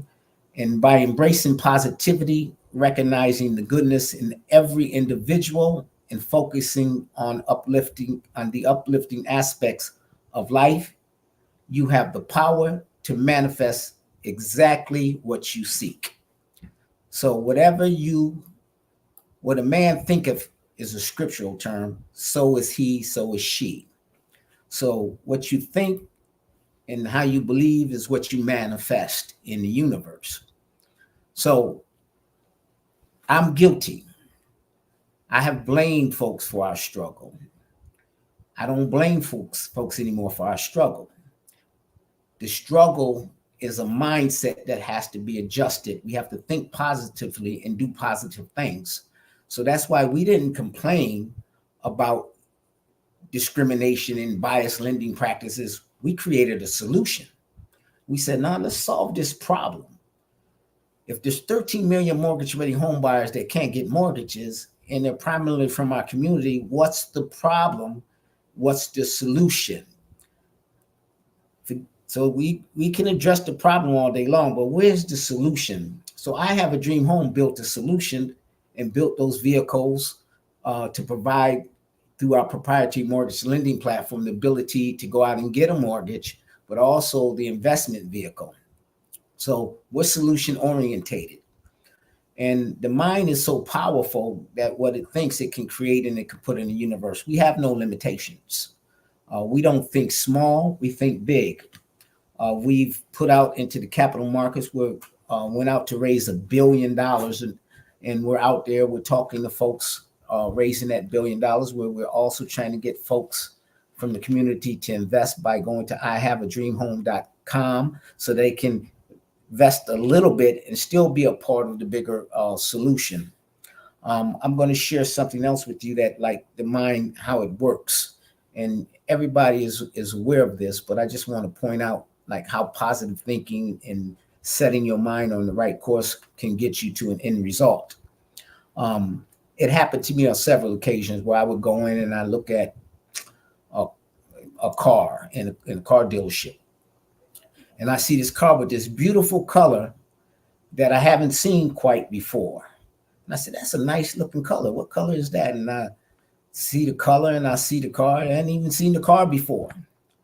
And when I leave that dealership and I go out in the public, and next thing I know, I see that car about 10 times within the week. I said, there that car is there.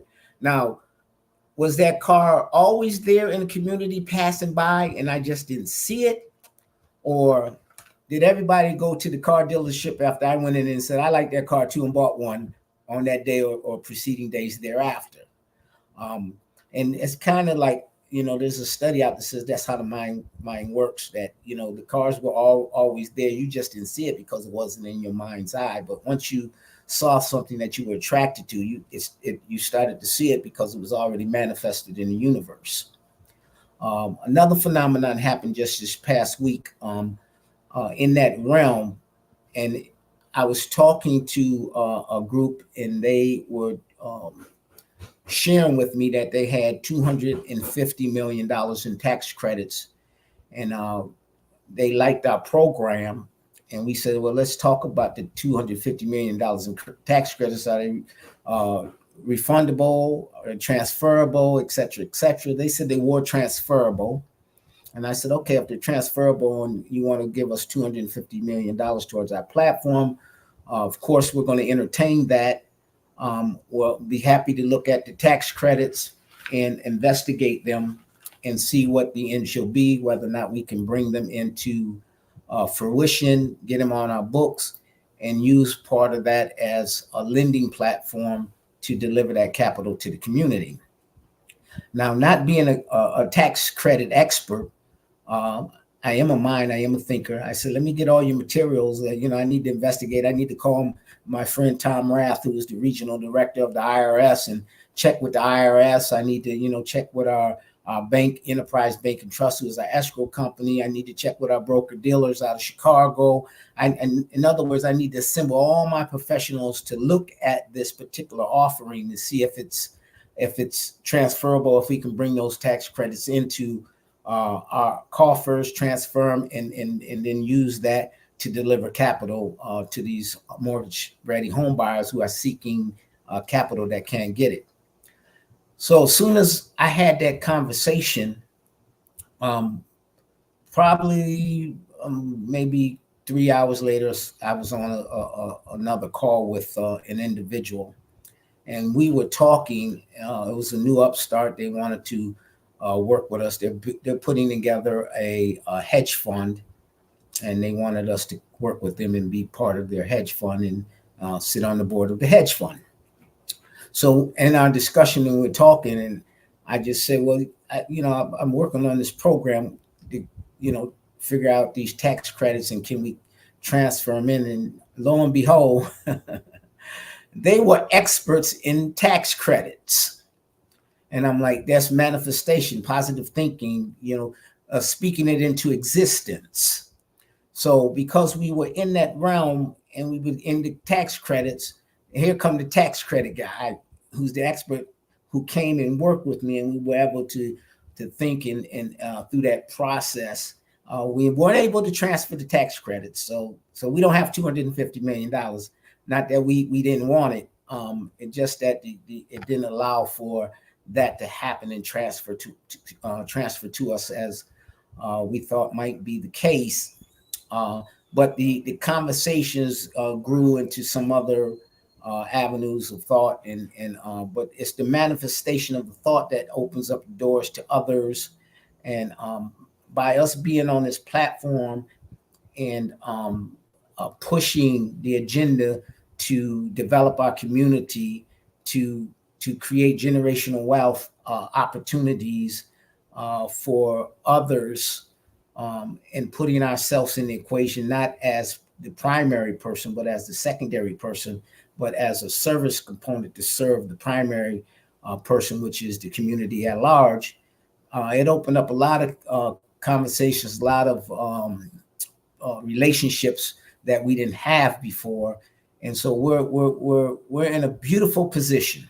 We're in a beautiful position. We have so much on our desk now that's coming at us, folks.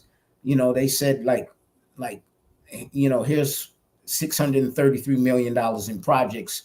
We want you to work with us to help broker these so we can help create capital, so that capital can go towards your organization, so that you can get this beautiful project that you have put together completed.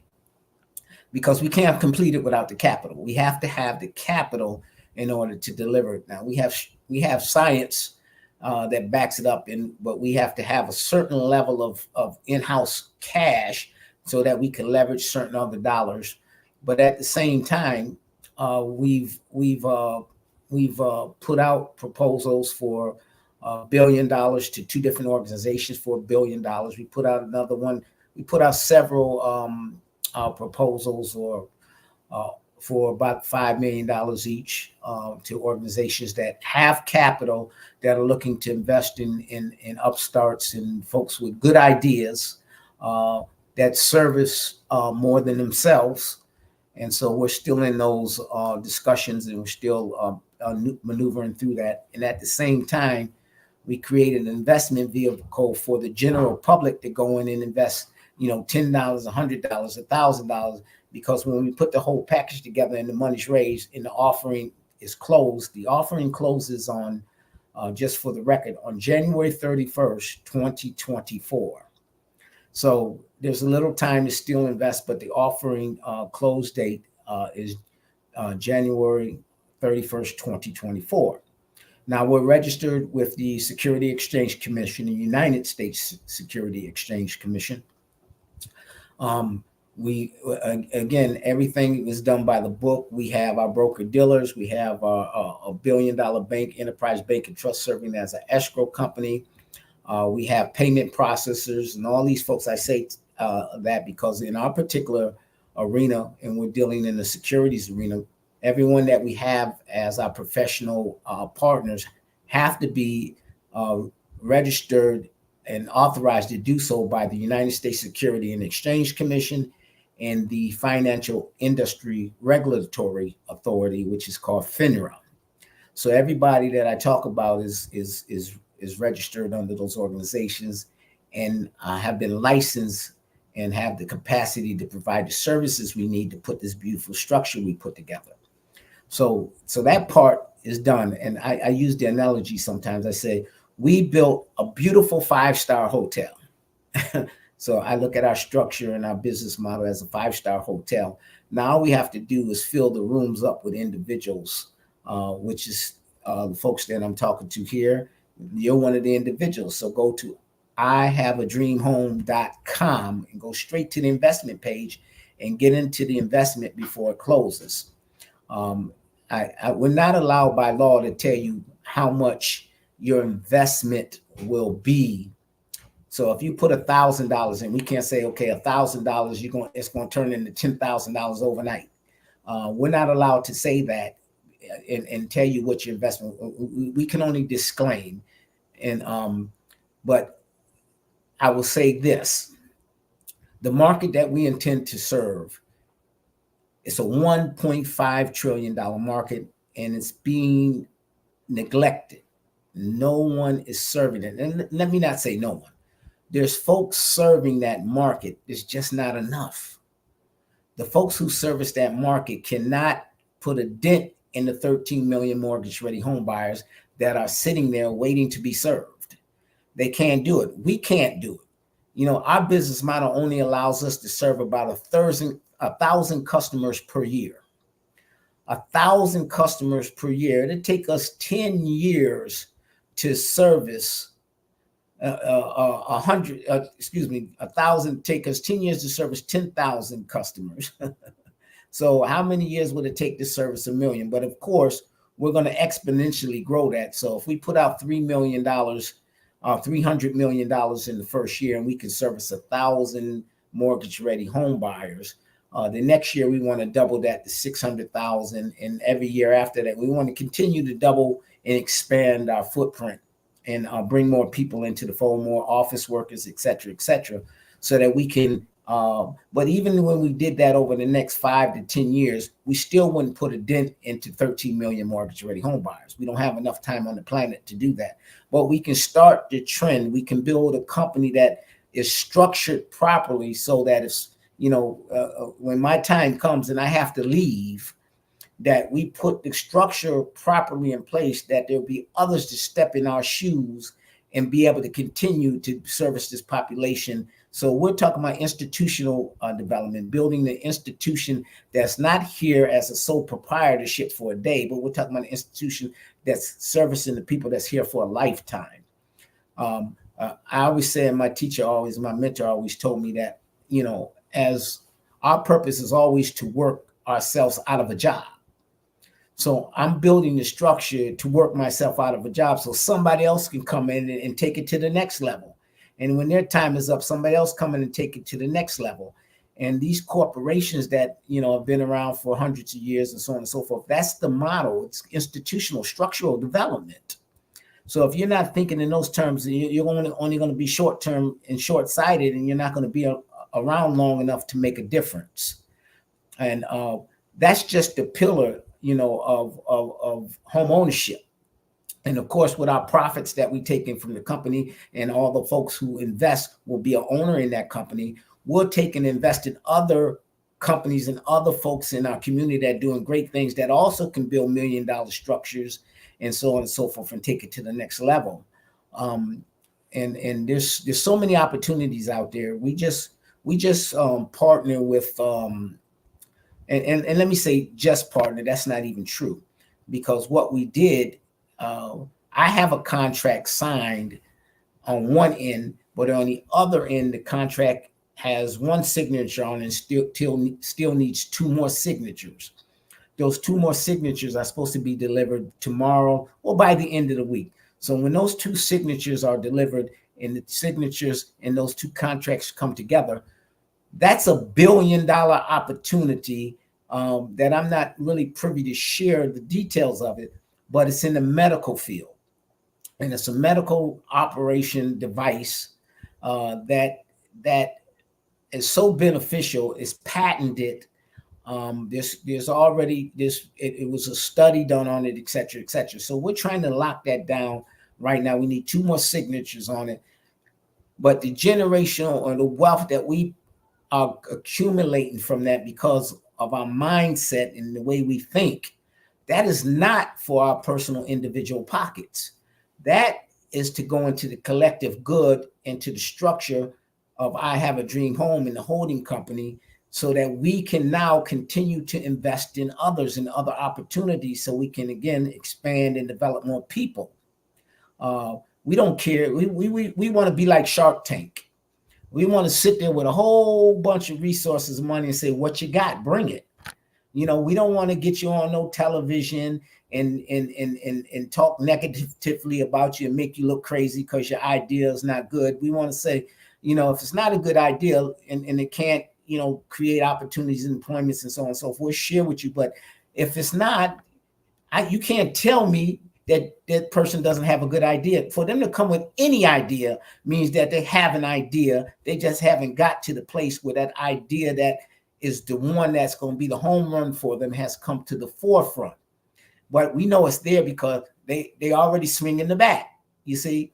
So when a person is swinging the bat, you try to exercise that ability in them and try to help them fine tune and hone so that they can be successful in what their true calling is, which is creating and developing something. We don't know what it is, but if you come and we can't take your initial idea, we want you to sit with our people and professionals and keep swinging. We don't discard you. We don't embarrass you. Excuse me. We don't throw the baby out with the bathwater,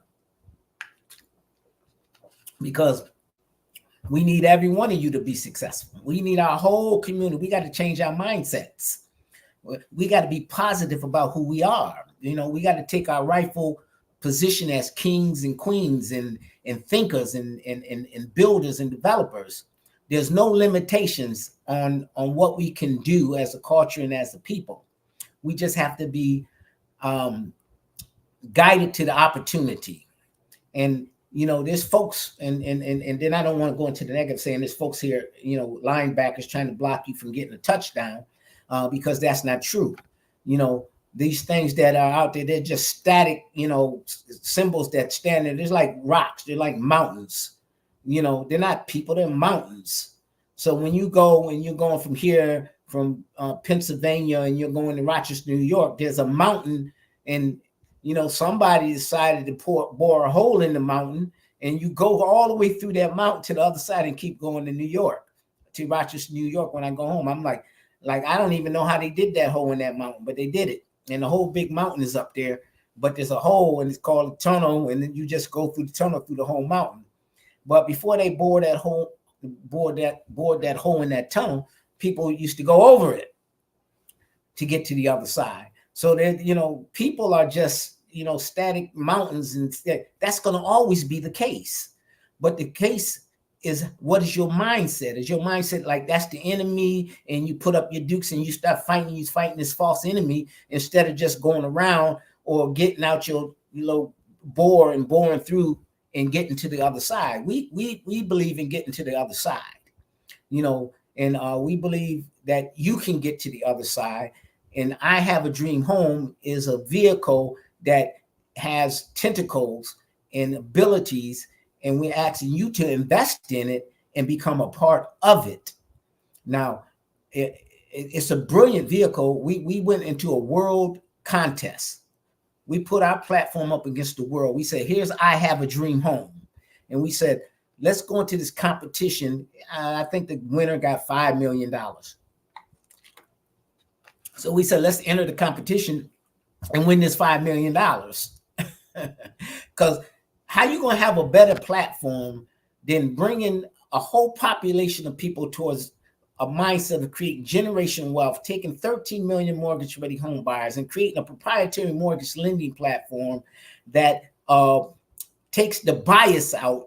And there's some other nuances in our lending structure, that makes it proprietary that we won't talk about right here. But how could we possibly lose? And we're going to close the black and white wealth gap by implementing our program. And we're going to create an institution that's going to live forever. So how are we going to lose? So we went into this world competition, and we put our platform up against the world. And we don't have $5 million. We didn't win the competition, but we came in third in the world. Third, number 1, 2, 3 in the world, which means that out of everybody that submitted in that competition, there were only 2 they considered better ideas than ours. One was in the tech world. I forgot what the other one was in. I was just mad we lost, because I'm like, how we lose? We create generational wealth. They might create generational wealth. They have a technology that could be, brilliant down the road. We talking about right now. So anyway, we came in third in the world. I thought that was that solidified in our minds, and that like we are on the right track. We can't be denied what we got. Nobody has ever looked at our platform and said, that's not going to work. You're thinking too big. Where are you going to get the capital from? The big banks have all left the mortgage industry. What makes you think you can be successful if the big banks aren't successful? Well, it's not that the big banks weren't successful. Mortgage lending was a third of Wells Fargo's business revenue. They were making money. They just decided, instead of making money and dealing with all these folks called homeowners and having to deal with that business, there was more money to be made in investment banking. So let's take our mindset and go into investment banking, where we can make the same amount of money and more, and deal with less people and deal with rich folks that already have money, and not even have to deal with folks that might, lose a job next week and we got to go and foreclose on them or whatever and restructure them and all that. When we could just deal with these rich folks that's already got money and take their money and half the time lose it and still get paid. So they decided to go into another direction. And they said, well, what about these people here? And what about your mortgage lending institution that's a third of your profit of your banking institution? Yeah, but we gonna do this investment banking. We're gonna be right here. So they just left it. They just said, their CEO came on and put out press release and said, we quit. We not lending to folks no more. JP Morgan Chase, they quit. They said same thing. We not lending to folks no more. And they put out a little excuse. They said homeowners, it's a problem. They can't do this and that. And I said, okay. But then they turned right around and took $1 billion to invest in building a whole bunch of homes to rent to the same people. Okay, wait a minute. You won't give them money for mortgages to own the home, create generational wealth, but you'll put money in, build the houses, and let them rent so they can create generational wealth for you and those folks who invested on this vehicle. I'm like, is anybody seeing this? Am I the only one seeing straight here that they cut the bottom of the blanket off, sold it to the top of the blanket, and sold a pipe dream? And now, again, positive thinking. Now let's go back. Let's rewind, because I don't want you to be negative and think about JP Morgan, Chase, and Wells Fargo. No, that's not the case. The case is they were doing business. They seen what was best for their folks that they are accountable to, their stockholders. If you ain't a stockholder, you ain't have one of those pillars. You don't own your home. You ain't invested in nothing. You don't have no stock. You don't count in that system. They're not accountable to you. So you're not an investor. So we're saying okay, invest in I Have a Dream Home. Become an investor. Become accountable to something. Let us be accountable to you. Let us work together. Let us build what we do naturally. Whatever we take on, we become the leader of it. We become the best at it. So we just haven't taken on the right things. We don't take on the right things. So let's take on the right things. Let's take on something that we can work collectively together. I Have a Dream Home is an open book. It's like our stuff is published. It's in the public with the lights on. We have to publish our financial statements. We have to publish our Form C. We have to do audited financial statements every year just to stay in the game. Now all we're missing, as I said earlier, we built a 5-star hotel. We have a penthouse. We have everything. We got a pool in this imaginary 5-star hotel, right? The only thing we don't have is you coming into the rooms, putting your investment in, putting your dollars where your mouth is. Your mouth is like, I want to do this. I want to create this. I want to do this for my family. But if, again, I use the bank as an example, Wells Fargo and JP Morgan Chase, if you're not a stockholder and investor in these institutions, you don't have a voice. You don't have a say. So when they take a whole community and say, well, we're not going to service you anymore, and you can't even go to the board meeting and pound your hand on the table and says, how dare you? You're not invited to the board meeting. You can't even do a proxy. You don't have a proxy. You don't vote. You're not in it. So we're saying, come get in it. We're saying we built a structure for you to get in. And we don't know how else to tell you to get into I Have a Dream Home. www.ihaveadreamhome.com. Go in and put $10 and open up your account. You'll get a whole account. It look like a bank account. You'll see everything you're doing, boom, boom, boom, and get in it. January 31st, 2024, it closes. If you ain't in it, how you gonna win in it? So with that said, I thank you for listening to me, and God bless you. God keep you. We're gonna make this happen with you. And the other thing is, or without you, but we ain't saying that because that ain't even true. We're gonna make this happen with you. End of story. Thank you so much, Dr. Quinina. I really appreciate you for showing up tonight and for sharing more information about this. Well, I thank you, Ms. Hicks, and appreciate the opportunity. You did a great job. I've been watching you. Thank you. You do so good, and you read and with your perfect diction. Thanks. I appreciate that. You've been a blessing. You're the first one to ever pronounce my name right the first time, too, by the way. Good it was to know. one other gentleman that did it. So I understand. Well, thank you so much for that. I appreciate it. Thank you. Awesome. Well, thank you so much, everyone, for joining us this evening on the Black Business Network. My name is Marak Hicks, and as we like to say, genius is common, and I'll see you on the other side. You are in the right place at the right time.